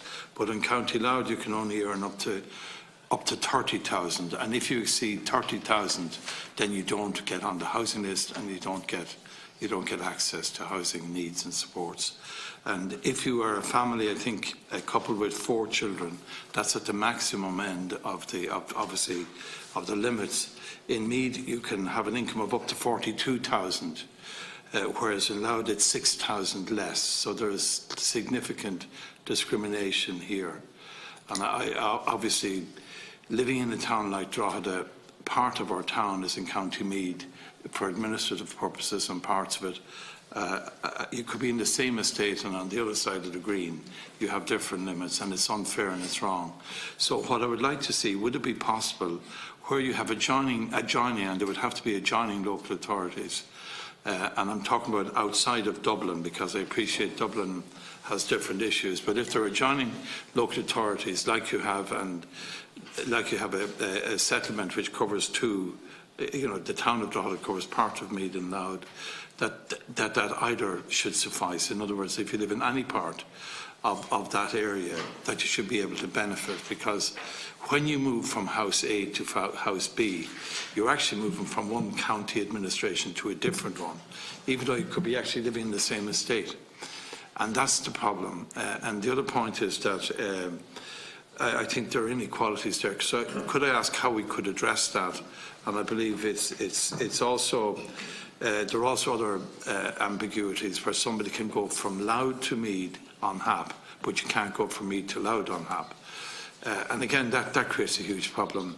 And I note and I appreciate what you said there, if I heard you right, that you're talking about getting HAP applicants to move from the GDA into places. You mentioned Meath, and you didn't mention that, but you did mention Cavan. But I can, no, I'm not complaining. I'm just looking for clarity, and what I'm looking for is clarity and equality, regardless of who you are, where you are. The limits, basically, the income limit should be the same to get on social housing, in my view, and there shouldn't be discrimination on grounds like that. So I'd appreciate your comments on that, please. Deputy O'Dowd, the point I was making, the bans are based on people's eligibility for housing. It's a housing needs assessment bans that work. It's an inter-local authority arrangements, and the bans are based on a national policy. HAP fits into that.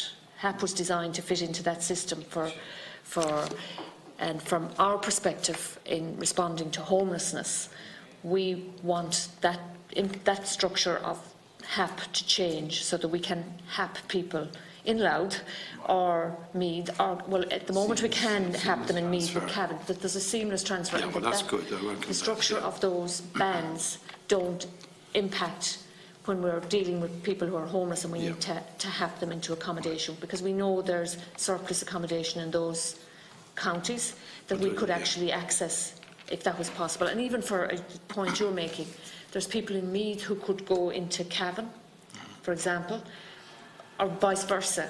But because of the way that the HAP is structured, it's limiting them. So that HAP structure needs to change, and we're in talks with the department in relation to that. So the other point is to get a HAP, you must be on the housing list, right? But you can't qualify if you're over a certain income, and the qualifying limits are lower in Louth than they are in Meath, and that's the problem.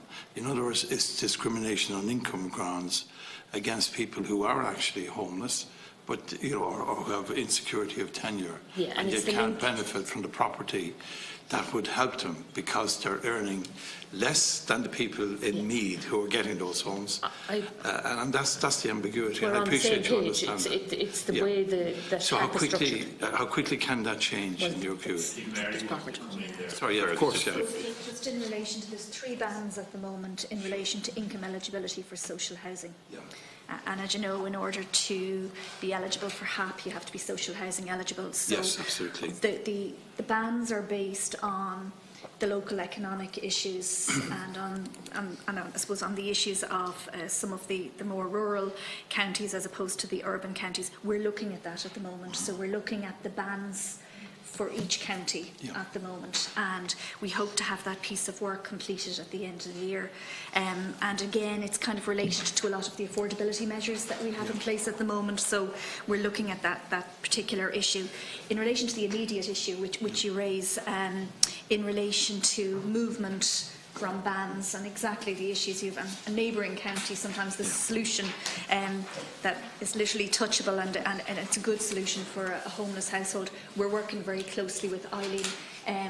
We have arrangements in place, and we have actually managed to move people up and down the bands in order to ensure that they don't become homeless. We'll continue that on, and we'll issue, I suppose, a guidance on it very shortly to local authorities. So it's something we're committed to.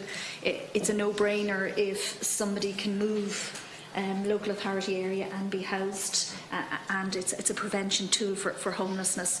Just in terms of the numbers, I think maybe you weren't here earlier just when I mentioned over 2,500 households have moved between authorities to date under HAP. Yep. So there's 37,000 households receiving a HAP support. So significant enough numbers are moving between area. But there is a barrier. If you're in Louth, Yeah. you can't go into Meath. If you're earning 31,000, whereas your Meath earning 35, you can't. That's so. I appreciate you dealing with, Sure. and I understand you appreciate the Yeah. ambiguities there. There's one other point, Chairperson, if I can make, and it's just the other point I have. I had a constituent with me the other day there, and they had a problem with their accommodation.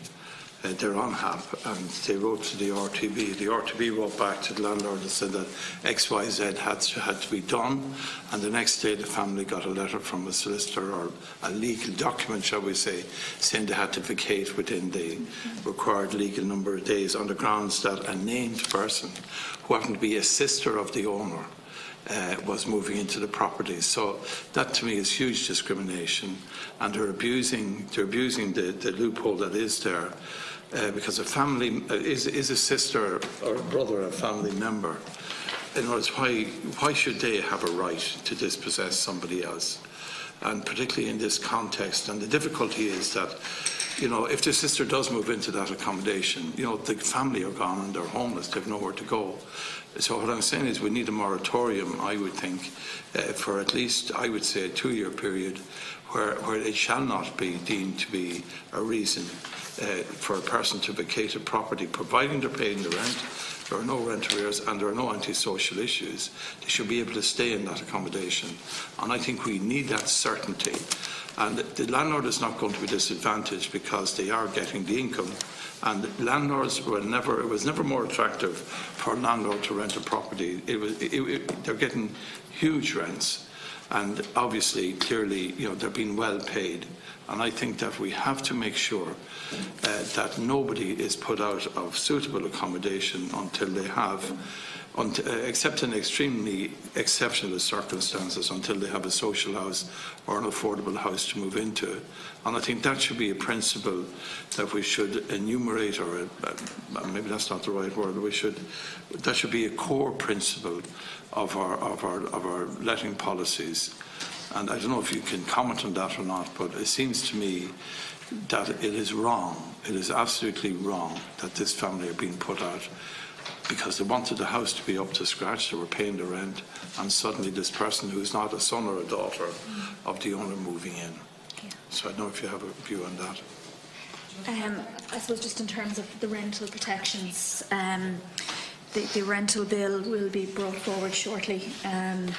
And absolutely, I suppose it's about protecting the most vulnerable in terms of the type of activities. I'm not aware of the case, but in relation to the one that you referred to there, but I suppose the forthcoming rental bill, its objective is to give the RTB more teeth in relation to those particular issues that you raise, and that will be brought forward quite soon. Any further questions, Fergus? No, just the other point I'd like to make is that I do welcome the increase in building, certainly in my constituency and in East Meath, which is part of it. There's a huge number of new homes going up, and I think it is great to see that, and I welcome the attention that's been paid to housing, but I just feel we need more radical measures in some instances, like the things we're talking about. And also the death of that homeless person this week was a tragedy for our society.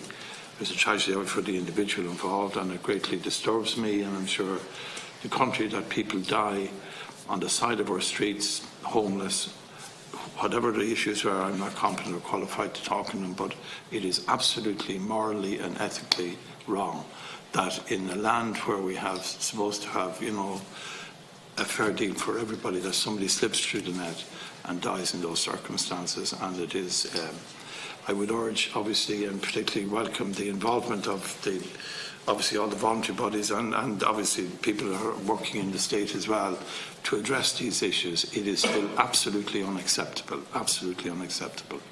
and I just feel outraged by another death on our streets in Dublin, and it is really unforgivable in a land of opportunity and equality that is happening.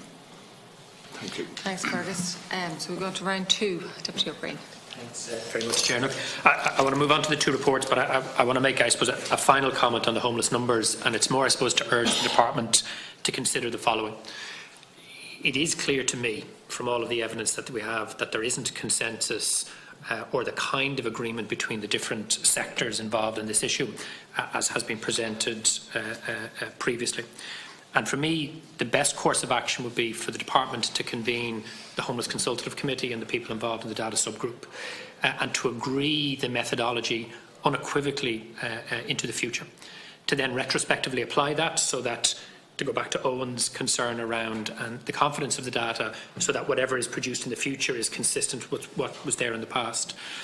And to involve the CSO in that, to bring their expertise, and in my view, possibly for them then, as has been done with the home completions, to produce the data in the future. I just think the best way to end this controversy, and we all want it to end, is to do that. And I think if the Department was to convene such a meeting, I think many of us here who have been critical of the Department and the Minister to now would welcome it, and we can resolve it. So I just want to urge you to take that course of action.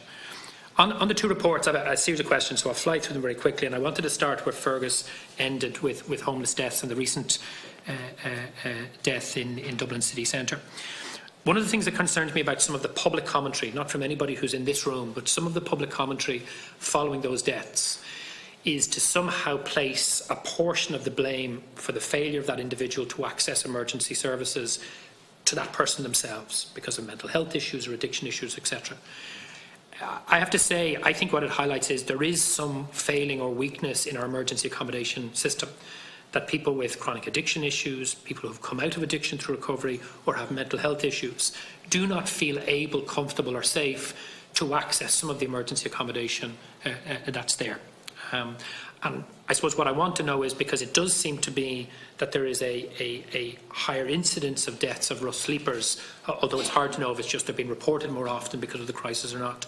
What more can be done to ensure that those people who are most difficult to reach or have the most complex needs can be brought into a form of emergency accommodation where they feel safe, so that they're not left out on the streets to die? And that's the first question. The second is, I am increasingly concerned with the refusal to provide emergency accommodation for people who present to local authorities. This has always been an issue, we've raised it previously. When I have a notice to quit, it's very straightforward. I can go and I can present and the NTQ suffices. But where it's relationship breakdown or family breakdown, it is far too discretionary now. A lot of the frontline staff in the local authorities are first class in terms of trying to assess those situations.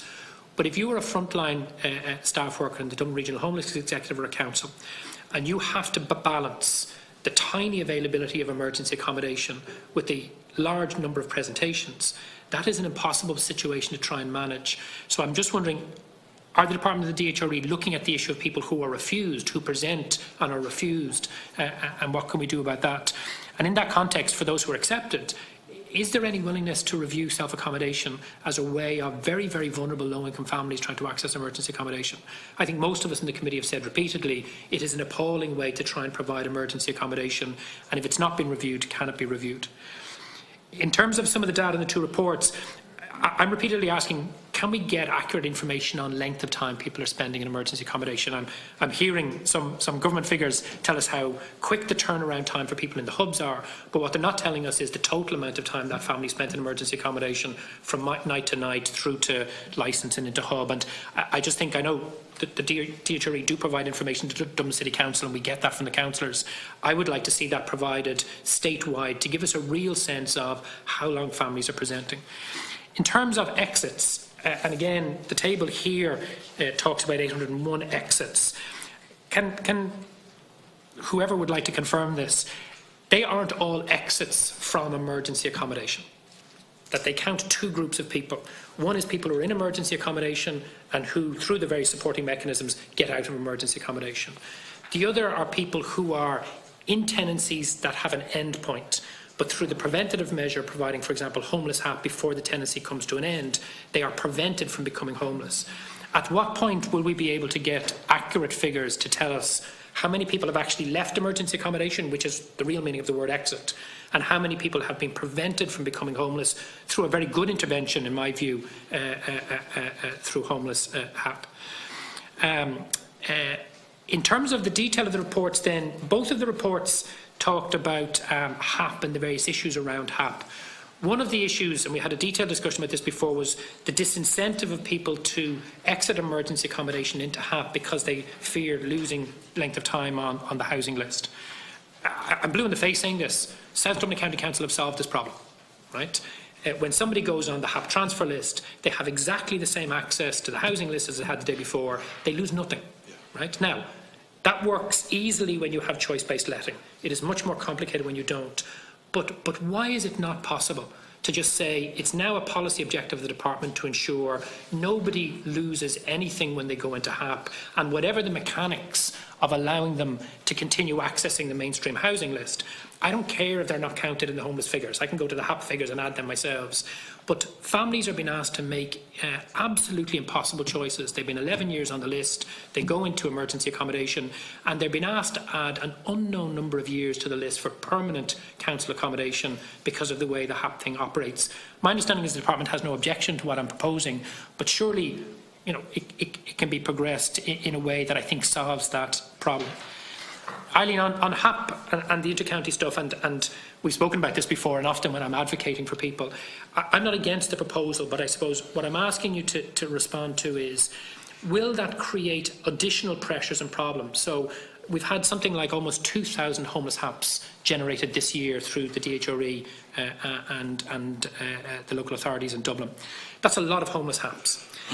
If we start providing homeless HAPs in the commuter belt counties, at that rate of payment, that is going to push up rents in those commuter belt areas, which will make it much more difficult for the good people of Louth or Wicklow or Meath or Kildare to get rental accommodation in their own areas. Now, there may be surplus accommodation, but it will have a perverse or a negative impact on rent prices. How do we avoid that? Because I'm willing to look at anything that gets families out of emergency accommodation, but I see in my own constituency that there is now a hierarchy for landlords. Landlords know they get more from a homeless HAP tenant than a standard HAP tenant. So it's already influencing the market levels of what landlords are willing to take HAP in Dublin, and how do we deal with that?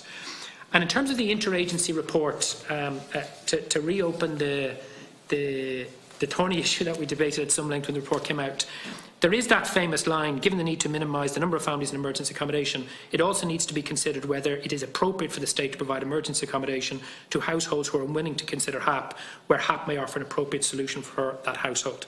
In retrospect, was it a mistake to write that sentence in that way, given the disincentives that are there with the HAP? And can we just get confirmation that whatever the intention of that sentence was, because we had an argument about that, there is no intention to action that in the way that many of us feared, i.e. people to lose their homeless priority if they have such a thing because of the issues around HAP.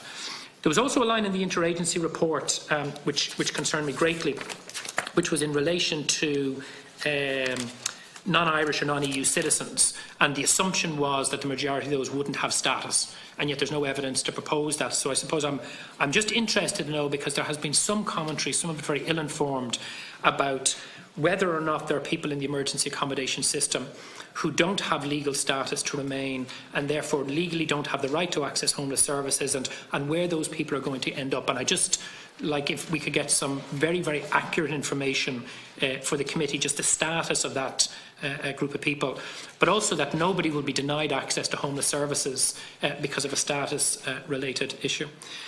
And then, Eileen, I absolutely agree with you on the single-person units, right? And one of the frustrations is a lot of the new social housing that's been developed, and I'm a full supporter of every single new unit that's there, and I know Mary and her team work very hard with the local authorities to increase those units. There is an under-provision of one-bedroom units in the new builds. So Dublin City and South Dublin County Council, the two areas I know the lists the best, a third of the total housing list by household are single persons. There isn't a third of the new units that are being developed in terms of the stock. What's going on? I mean, is it that the department are prioritising family units? Is it that because of the focus and the urgent need around family homelessness that there's a prioritisation of family units? Why are we not ensuring that the rollout of the new builds is somehow consistent with the level of need that's there in the housing list? And that's not against any particular unit, but are the targets as they've been agreed with local authorities not matched against the level of need that's there? And in fact, in some senses, if we provided more one-beds, we could also encourage greater levels of downsizing, and I know there are some good projects coming online in a number of local authorities. And then, Owen, the 9 and 10,000 units that you mentioned in terms of loss of rental units is a big concern, and yourself and the RTB have highlighted it. Clearly, we don't know the reasons why, although lots of us can assume, and the Chair is absolutely right. We have a very significant buy-to-let mortgages in mortgage distress.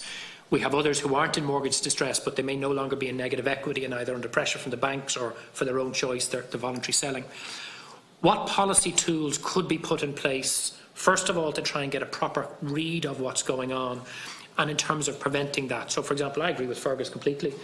I think the vacant possession notices to quit at this point in time are a problem, particularly where buy-to-let landlords bought those properties availing of a tax break.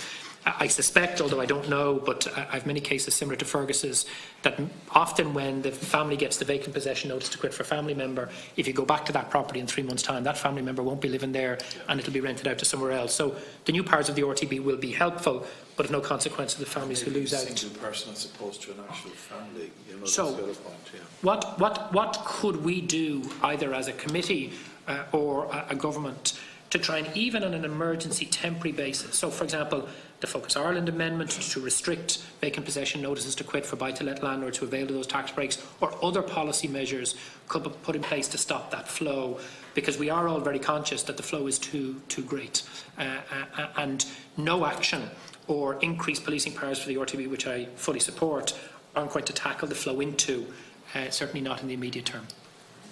To Owen first. As you say, I'm not sure why there is that outflow, and whether it's to do with actual registrations. So it could be a methodological issue that it's just a decline in registrations rather than an outflow from the sector. But as a proxy, it would seem, after a period of since 2004, a continuous increase in registrations, why in the last year and a quarter we've had a decrease.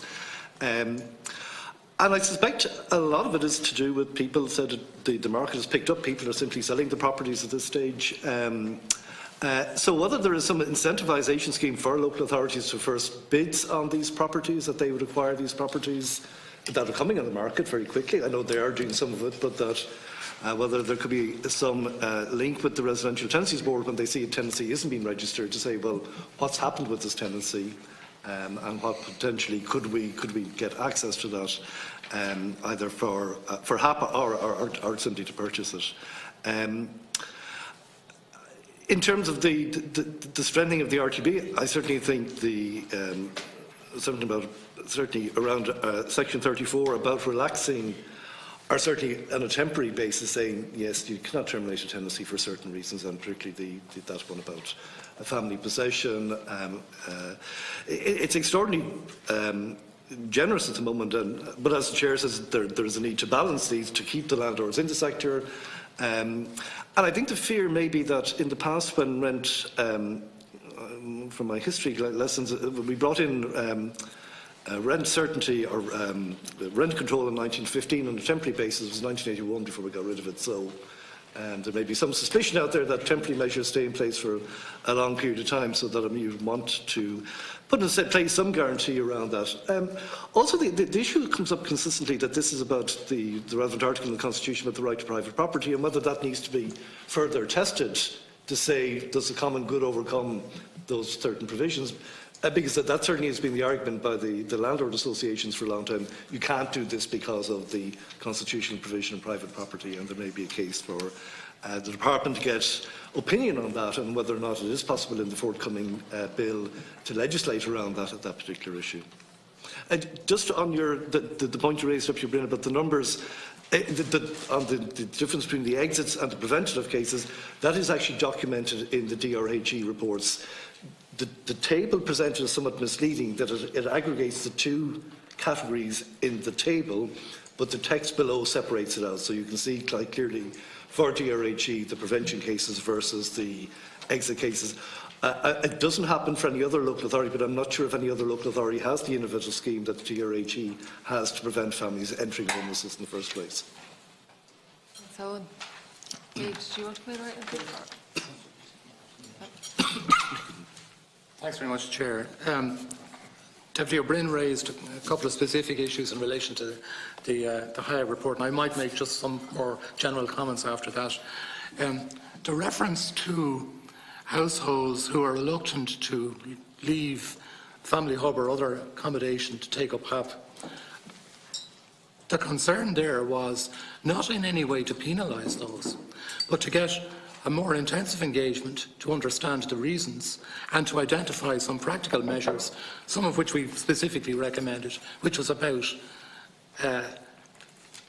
that people should not be penalised in any way in terms of their place on a social housing list, that there would be greater flexibility in terms of transfers, etc., between local authorities and so on. And we made a number of recommendations that are being followed up by the department. So that, there was never any intention about that. On the issue of people who may not have status, this is a very, very difficult issue. It's very difficult, actually, by definition, to get to the bottom of it, because such people tend to be below the radar of all of the arms of the state, if you like. And if you're trying to find ways of improving joined-up government, which is essentially what I was asked to try and focus on, you have to shine a light into some corners where everybody around the table is saying, well, we don't actually know what the story is here, but we know anecdotally that there are issues. And if you were to try and think, how would you design a policy to deal with this, assuming you did know the extent of it, it's not an easy set of questions to answer. But it is an area that needs to be looked at. The issue isn't to say, well, we're not going to provide any support to such people.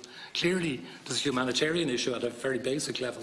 But after that, you have to think through, well, what are the implications for how we manage immigration, how we manage income support, how we manage access to housing or health services or education or whatever.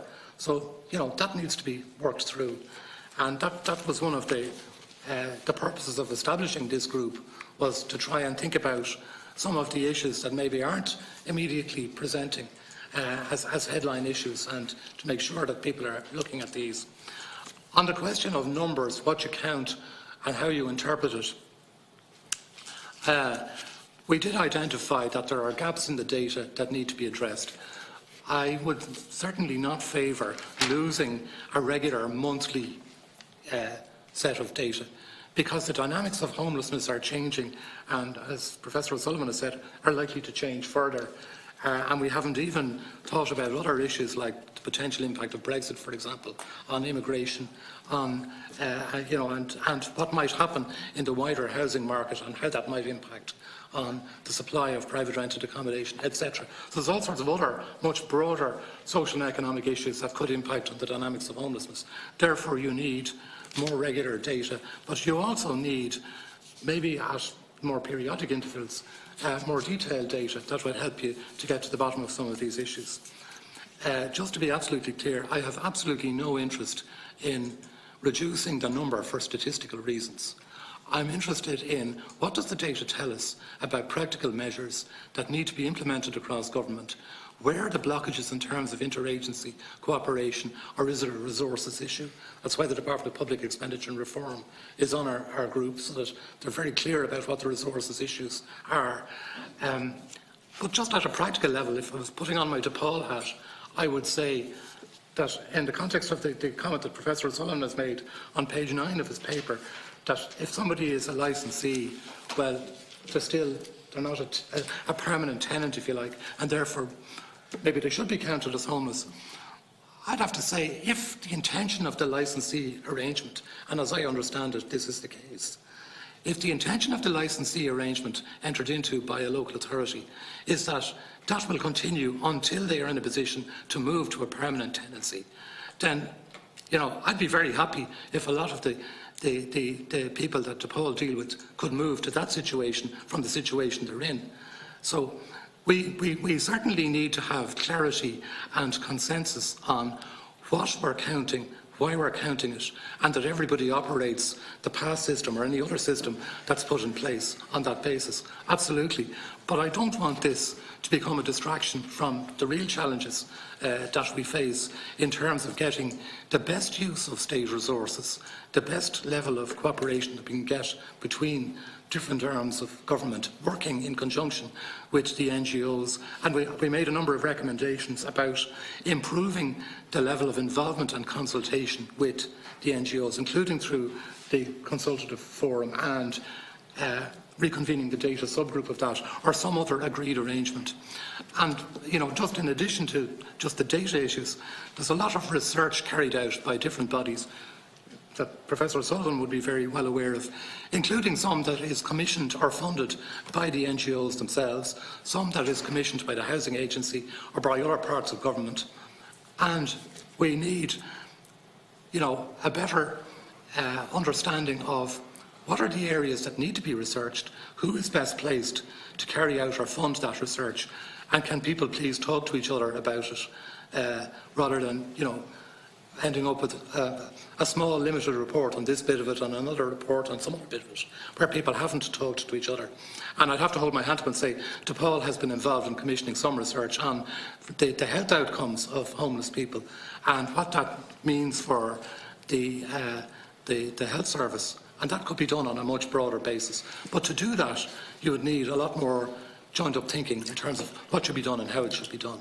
So that my focus in the coming months is going to be who is doing what to implement the recommendations of this group. It's not fixed in time. The dynamics are changing. We're going to have to come at this. We may need to think about more innovative solutions. That could mean that whatever we're doing doesn't fit with the categories that we count on a regular basis. So we're going to have to think about that. Inevitably, some of those changes will be at risk of being misrepresented as some other way of changing the statistics. But it is a dynamic situation, and what we do and how we do it has to reflect that. But my focus will be very much on focusing on the practical and calling people to account. Did you do what you said you would do? Is it working? What do we need to change? Thank you, Chair. Thank you, John. Eileen, do you want to go in? Firstly, just to comment on the tragic death on the street this week. No one should die on the street, and for the people who work on the front line and who are out doing outreach, they knew that man. So it's even more upsetting for those people who are trying their best to provide a service. And the issue around the numbers and who dies on the street and what we're doing about it overcame the actual tragedy of what had happened. 6 people have died on the streets. 6 people too many have died on the streets in the Dublin region in the last 16 months, not the 26 or 7 that's been quoted to anybody all over the place. And the public commentary on it is not helpful in relation to us trying to deal with it. We absolutely nobody should die on the street. That's the first and most important point. Our winter strategy focuses on engaging with long-term rough sleepers and those who are reluctant to engage. Housing First deals and will deal effectively with people who don't want to come in or have other issues that need supports around them. And we have outreach on the streets every night of the week. Until the small hours of the morning, working with people. We hold beds in the system to deal with those people, to get them in. So it's very complex, and as we know, and it would be easier to deal with it if it didn't become such an emotive issue when something tragic happens, because it's so disappointing in the first instance. We've just completed research around mortality in homeless population, which we'll publish shortly. In the Dublin region. It covers the period from 2005 to 2015. Now, you may ask what the long delay were 2018, but there is a time lag in relation to post-mortems, etc., so to have proper data. But the findings of that report are stark. 42 is the average age of a person who's rough sleeping, who would their death in the homeless population. For males, it's 44, and for females, it's 37.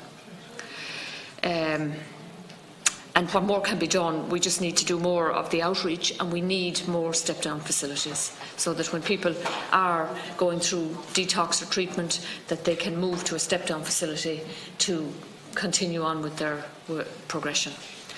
You asked about the figures that left the 801 in my report. They left emergency accommodation, and 1,332 were prevented. So we have two separate tables on that report, and we report that for the Dublin region to our SPC, probably bi-monthly at this stage. The HAP, the additional pressures, yeah, we are causing pressures on the market. How do we avoid it? We can't for the moment, and we'd be remiss in doing our job if we tried to avoid it. I mean, I go back to what our role is, and it's to provide a response to people who are homeless, or to prevent people from entering emergency accommodation in the first place. And we'll continue to do that in whatever means we can within the structures that are there. So, yes, we are probably distorting the private rental market, but if we're giving an advantage to a person who's at risk of homelessness or who is homeless, we're not going to be apologising for it. Can I just ask a question here? I've going in order, Fergus, if that's all right. Of course, no, that's fine. Mary has to come back first. There are some questions Sure. for Mary. I'm going to come back on the one-bedded, because I think some of the other stuff was covered. You're absolutely right. A third of the list are single individuals. When we set the targets for 2018 in terms of build earlier this year, we worked very closely with local authorities in relation to the need for additional one-bedded space, because that's what we're seeing coming through on the list. We're not seeing as many as we'd like to come through, but one of the things that we've been doing in the department, we've been working on a spec for layouts of social housing. So we'll be providing specs to local authorities to make it easier for them in terms of the one-bed units. I suppose one of the things that does that we see when social housing homes are being built, or where apartments are being built, is that the cost of sometimes building a two-bed as opposed to a one-bed can be very small, and local authorities can focus on that, the cost piece. So look, that's something we're looking at. We're absolutely encouraging more one-bedded apartments. DCC have a volumetric framework in place for the delivery of apartments, and a big focus on that will be around the one-bedded units. So they're very important. You're absolutely right. We'll see next year, as we move into the target setting process for 2019 in terms of build across the local authorities, with the social housing assessments list from last June, we'll see more of a focus again on the delivery of one-bedded units. We'll have our framework in place, we'll have our layout specs in place, and we'll certainly be, from the department's perspective, encouraging the build of one-bedded units, and they're critical to Housing First, and Bob Jordan's in the gallery there. So we're working very close with Bob on those one-bedded units, including in terms of acquisitions where we're acquiring in the market, particularly around some of the units that the housing agency have, the vacant units they've been securing. We're targeting one-bedded units there too. Three issues that I have questions on. Maybe I'll take them one question at a time. The first one relates to notices to quit from the private rental sector, and the announcement of a 100% tax break for landlords who repair properties in the recent budget. So my question is to either of the representatives of the department, do you have any concern, given the fact that Threshold, the tenants' organisation, has reported that some surveys now indicate that substantial refurbishment is the number 3 grounds for notices to quit? Do you have any concerns that a 100% tax break for landlords for repair, which includes substantial refurbishment, is about to be introduced on the 1st of January, i.e. precisely the time of year when evictions from the private rental sector tend to peak? Mary, do you want to come in? Or Dave? Yeah. Look, I think Mary Hurley there had outlined that the Minister is bringing in legislative proposals to strengthen the regulation of the private rented sector, which would include increased enforcement powers to the Private Residential Tenancies Board. and I expect that would, I suppose, ensure that any grounds for ending a tenancy were within the provisions in the legislation. Legislation due before the 1st of January? I think the bill will be published before the end of the year, yes. Published? Yeah. And that's a matter for the Oireachtas. In relation to the tax break, I suppose, look, that's a taxation measure, and I'm not in a position to comment on the impact that it will have, but I think if there's any suggestion that there would be increased tenancies ended for this purpose, I think that will fall within the previous point I raised in relation to the strengthened legislation in that area. Anybody else want to come in there? No. You, Mick? Okay. Yeah. 3 questions. This is just the first one, but I've a supplementary in relation to it. When the pre-budget discussions were taking place on this idea of a 100% tax break for landlords for repair, including substantial refurbishment, was there any concern voiced within the department at a senior level, that this could actually promote, encourage and be the cause of an increased number of notice to quit evictions and homelessness? Was there any concern voiced?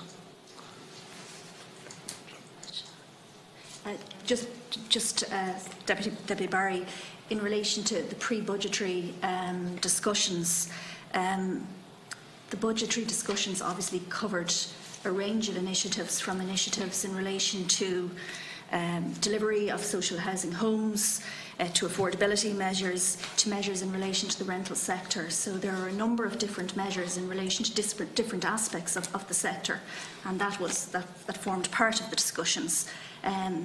So, you know, it was one element of the budget, and landlords are obviously a key part of delivering homes in terms of providing accommodation to households. So there's various different elements in terms of the budget. That was one.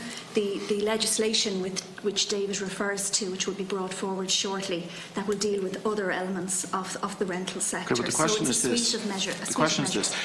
Given the fact that landlords obviously are accommodation providers, but also are issuing notices to quit in sufficient numbers, that is the #1 cause of homelessness these days, and given the fact that this was just one of many strands in the budget, but it was one strand of the budget, was there any concern voiced at any level within the department in the pre-budget discussions that this measure could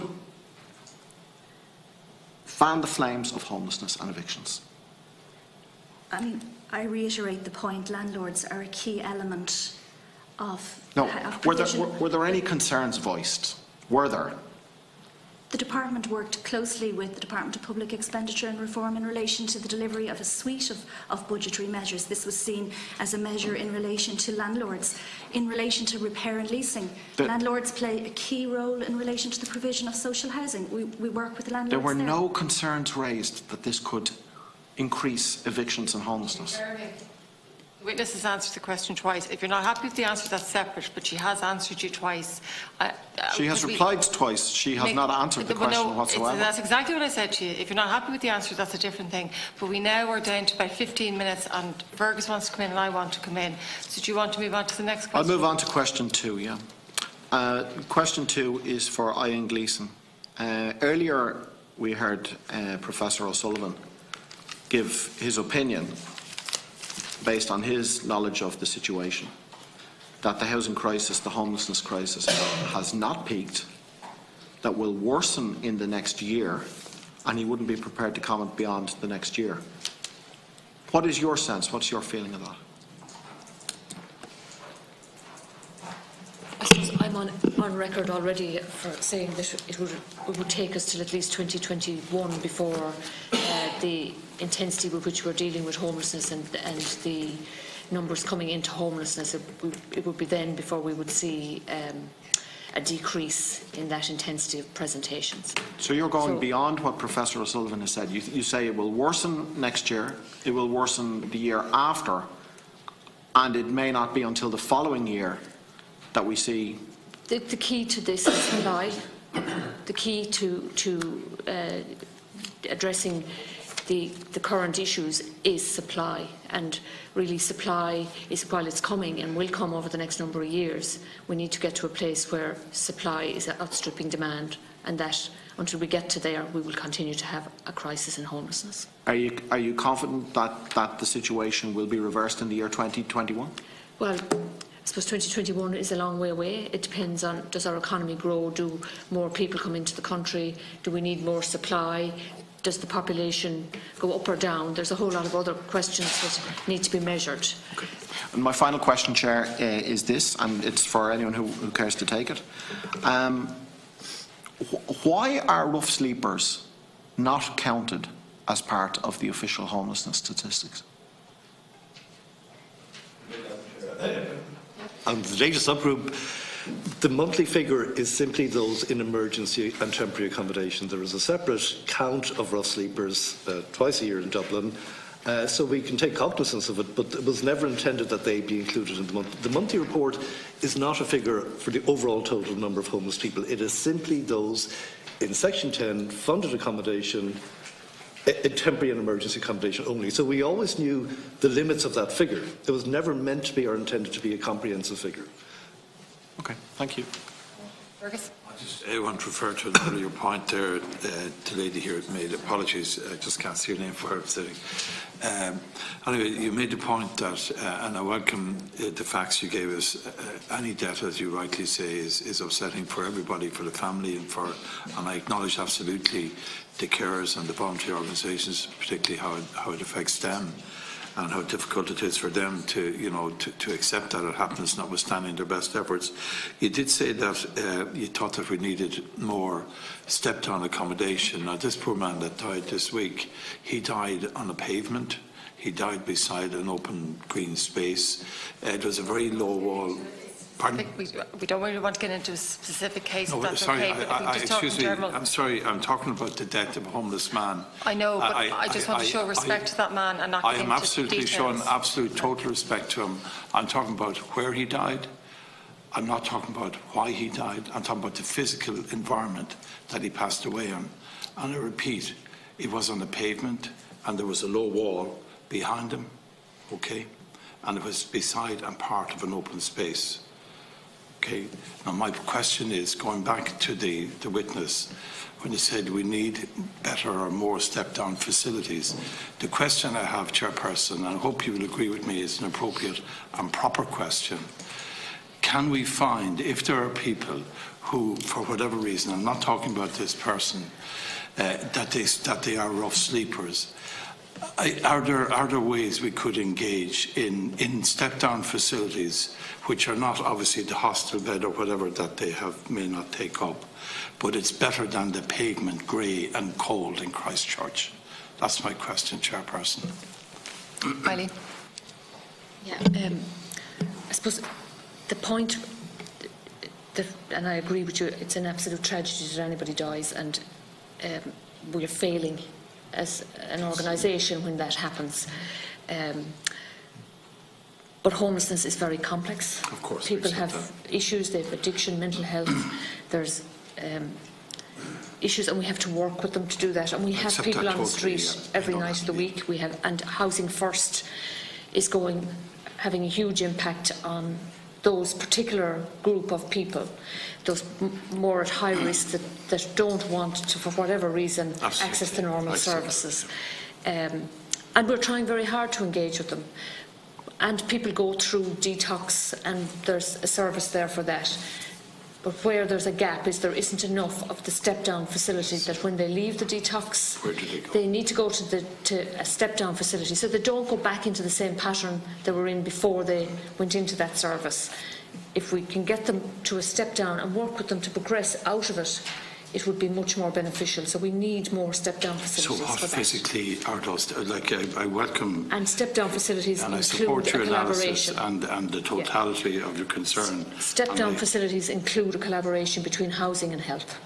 So what because does you need that a medical and you need medical support, health support. And is that absent at the moment? There is some there. There is some there. So to put it a different way, we need more of them. Yeah, fair enough. Well, I want to support you fully in that. Is it possible that there would be an analysis done that you could share with us at the future, not obviously today, as to identify, you know, what structures, that additional structures or supports that you believe may be needed, that we can provide them if they're not already there. A lot of that analysis is already done. It's done by the NGOs, the likes of Simon, in relation to exactly what is needed. We just need to get those facilities in place faster. But who is right? Just and it's a collaboration between health and housing. I look, I'm with you all the way what you're saying. Yeah. I'm just trying to get the roadmap, the physical steps that we need. I acknowledge what you're saying. We're a long way along the way with Simon down in on a project down in the Keys in relation to a step-down facility. Right. A step-up, step-down, actually, where they get them ready as well to go into to a medical environment and then deal with them, step back down into their facility again. So it's very complex. I accept that. I accept that totally. Yeah, it's slow, and it's just to ensure we have those facilities in place. Right. Thank you. Thank you, Fergus. Thank you, Chairperson. Fergus. Deputy Board, I know you're in, but I normally let you have some of my time. But you know, if I have time left, I'll give you time. That's not a problem. We finish at 12. But I have sat here for nearly 3 hours, so I want to ask a few questions, if that's all right. Yeah, I normally do share my time with you. Because I was in the finance bill, that's the reason. Well, but that's great, but now you're eating into my time, which might eat into your time. Can we not go over 5 minutes? People have commitments, Richard, okay? 5 minutes. If you let me actually just ask my questions, I'll be quick. You might actually have time, okay?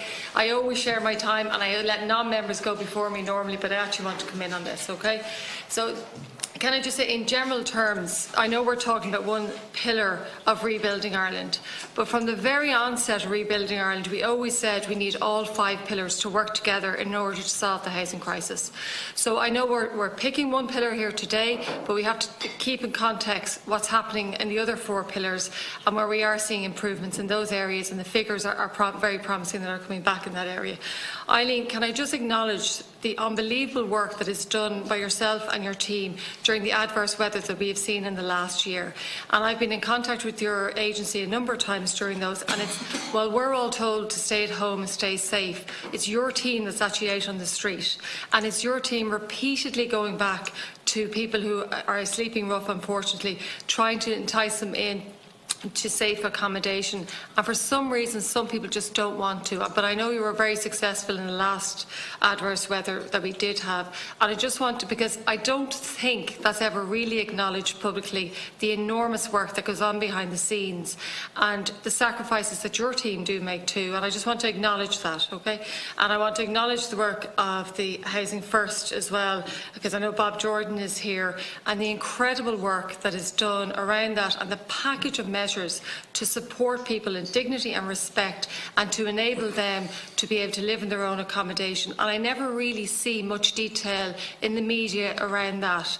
But while we don't include them in our categorisation figures, it's because we're trying to look after those people, because it's so complex, their need, that I think it's appropriate the way that they are. So I just want to acknowledge the work that isn't always talked about here.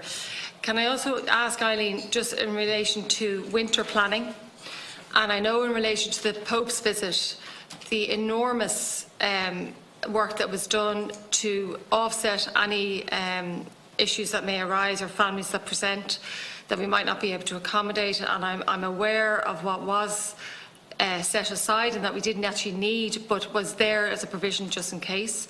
And I just want to welcome that you're always the planning ahead and putting in adequate facilities. Can I just ask you around the winter planning, the upcoming months, and what provisions are in place?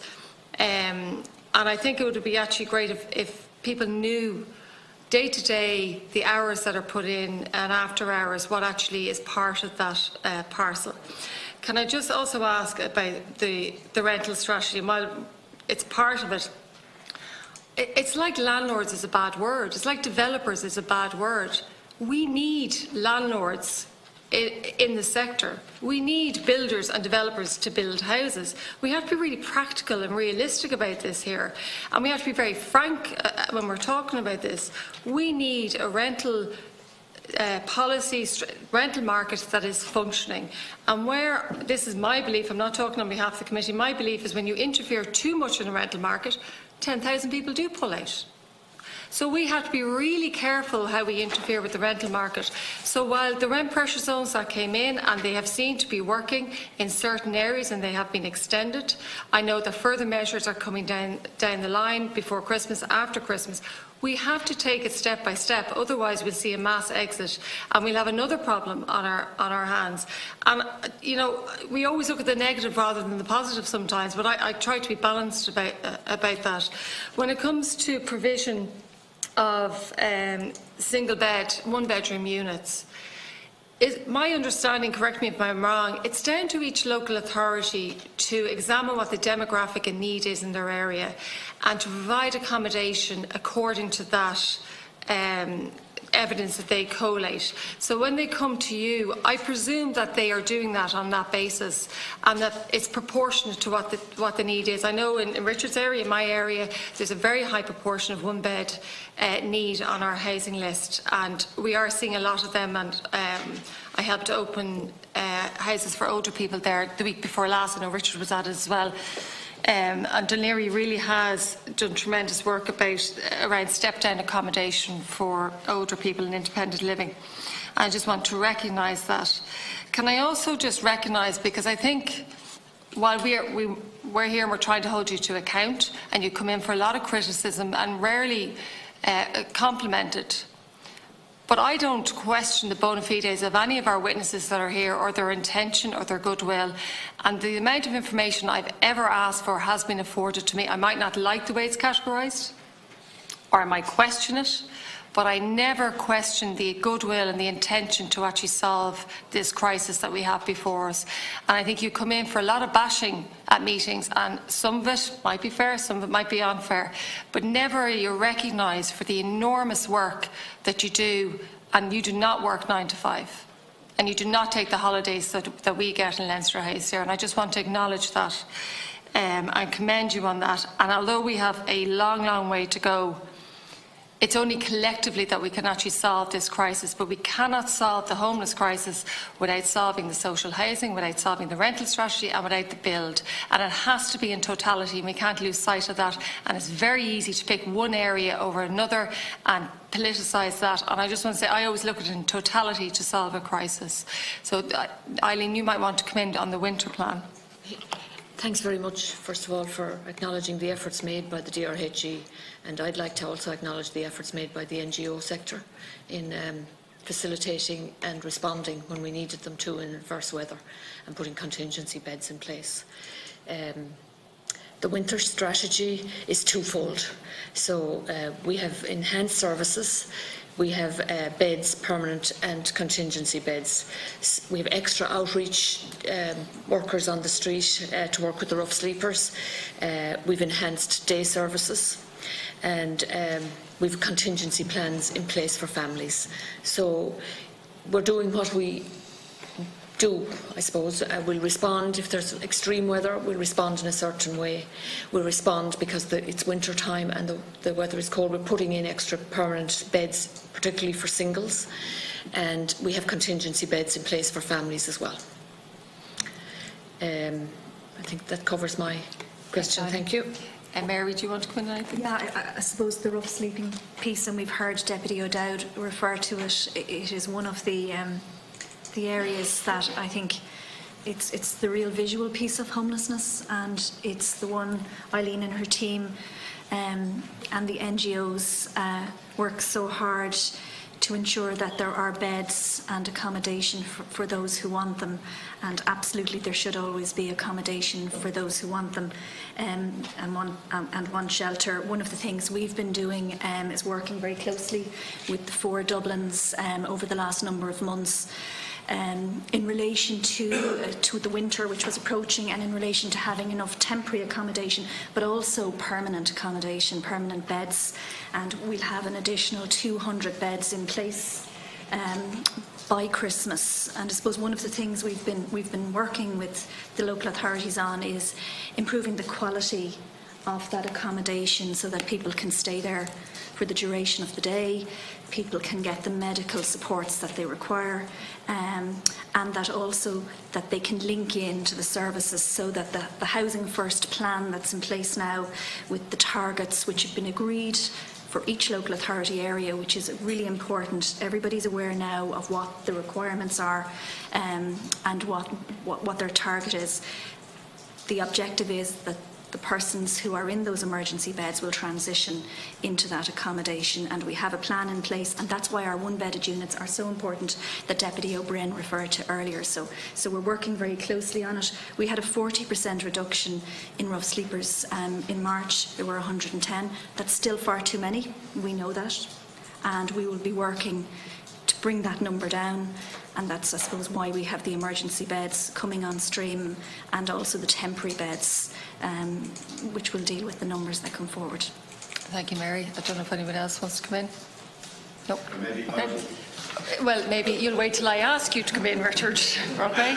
So, Richard, you have 2 minutes left. It's up to you whether you want an answer or not, but you have 2 minutes left.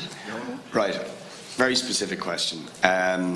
People who are single in Dún Laoghaire who are homeless are not allowed to self-accommodate. Now, I don't see why people who are single shouldn't be allowed to self-accommodate if the alternative is going into, for example, a hostel where there's active drug users and they're, for example, a recovering drug user themselves. But whatever about the generality, I think if there's no suitable, appropriate accommodation for somebody who's homeless, whether they're single or whether they're a family, they should be allowed self-accommodate if they're able to self-accommodate, right? I would say that in general, but specifically in Dún Laoghaire, it is completely unfair, and this would probably be true if you were out in the outer reaches of any part of Dublin, where you're told, no, you can't self-accommodate, even though you can find a hotel or a B&B, you've got to go into a hostel in town on Thomas Street, into the Brew Hostel, right? That's not fair. It's not right, it's not fair. So I'd like some explanation as to why that policy exists, and I would ask that that policy is changed, so that people who are homeless from Dún Laoghaire can find emergency or temporary accommodation as near as possible to where they actually live, to where their family are, and so on. And if that means self-accommodation, they should be allowed do it. Secondly, why is it the policy that people seeking homeless HAP approval from somewhere like Dún Laoghaire, and again I assume this is true of Fingal and South Dublin as well, have to go into Parkgate Street to get homeless HAP approval? That's crazy, right? If you're homeless, it's bad enough being homeless. But then you're told you have to traipse all the way into Parkgate Street to get homeless HAP approval, rather than just being able to go down to Dún Laoghaire at Down County Council and get homeless HAP approval. Have to be finished. Eoin Ó Broin asked about the self-accommodating, so if we run out of time, that has already been answered. Eileen, do you want to come in there? Sorry. First of all, I suppose the provision of accommodation is provided on a regional basis, where the DRHE will work to provide accommodation across the region. The only people who self-accommodate are families. We don't need or include single people in self-accommodating them in hotels, because we have emergency accommodation in the region for the most part for them. The policy is to put an end to self-accom as opposed to continuing on having self-accom. There's less support in self-accom. There's a whole load of reasons why you wouldn't self-accom if you had a choice. But Eileen, seriously, you're not answering my question. You're stating the existing policy. I'm saying, and that is going to continue. I'm asking you to change the policy. For families, how is it better for a homeless person from Dún Laoghaire to be sent to James Street? Richard, if you let Eileen finish, she let you ask without interruption. Due courtesy, let her answer without interruption. If you're not happy, that's okay, you can come back in. The DRHE is responsible for putting a regional response in place. We're working with the other local authorities to make sure they have enough accommodation in each of the local authority areas to respond to their particular need. But in the interim, we have an overall supply of accommodation for single persons. Sometimes it's in the city centre, sometimes it's in Dún Laoghaire, sometimes it's out in Tala. So wherever that bed is, if somebody's homeless, we provide a bed for them and allocate a bed for them in that as a response. We have no intention of extending self-accommodation to single persons. Self-accommodation for the moment is for families, but our intention would be to cease it as soon as practicable, and because there is much more control or a more productive outcomes for people who are in supported temporary accommodation. Well, Eileen, if I just might briefly respond, it is cruel and inhumane to defend the policy you've just defended, right? To tell somebody who is single and homeless in Dún Laoghaire that it is better for them to go into the Brew Hostel in James's Street rather than get a B&B or a hotel room in Dún Laoghaire when they can get it. It is self-evidently better for that person to find temporary accommodation in the area from which where they live, where their family members and so on. They don't have to traipse all the way into town.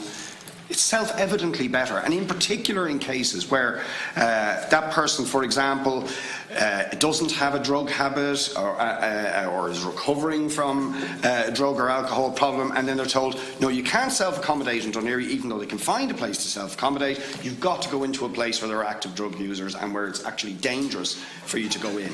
I mean, how can you say that's fair or right or better? I just don't understand. Last word with you, Eileen.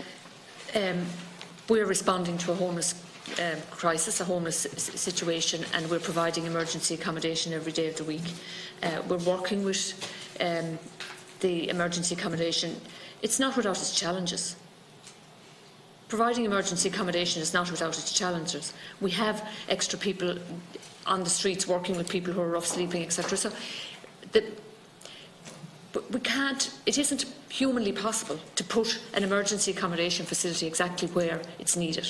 There are other challenges in relation to actually putting the emergency accommodations in place, physical buildings. So we have put emergency accommodation in place. It's in place. The majority of it is in the city centre, granted, but there are also emergency accommodations in the other local authorities. We're providing a response on a region-wide basis, and we'll continue to do it. There's no question of us extending self-accommodation to single persons.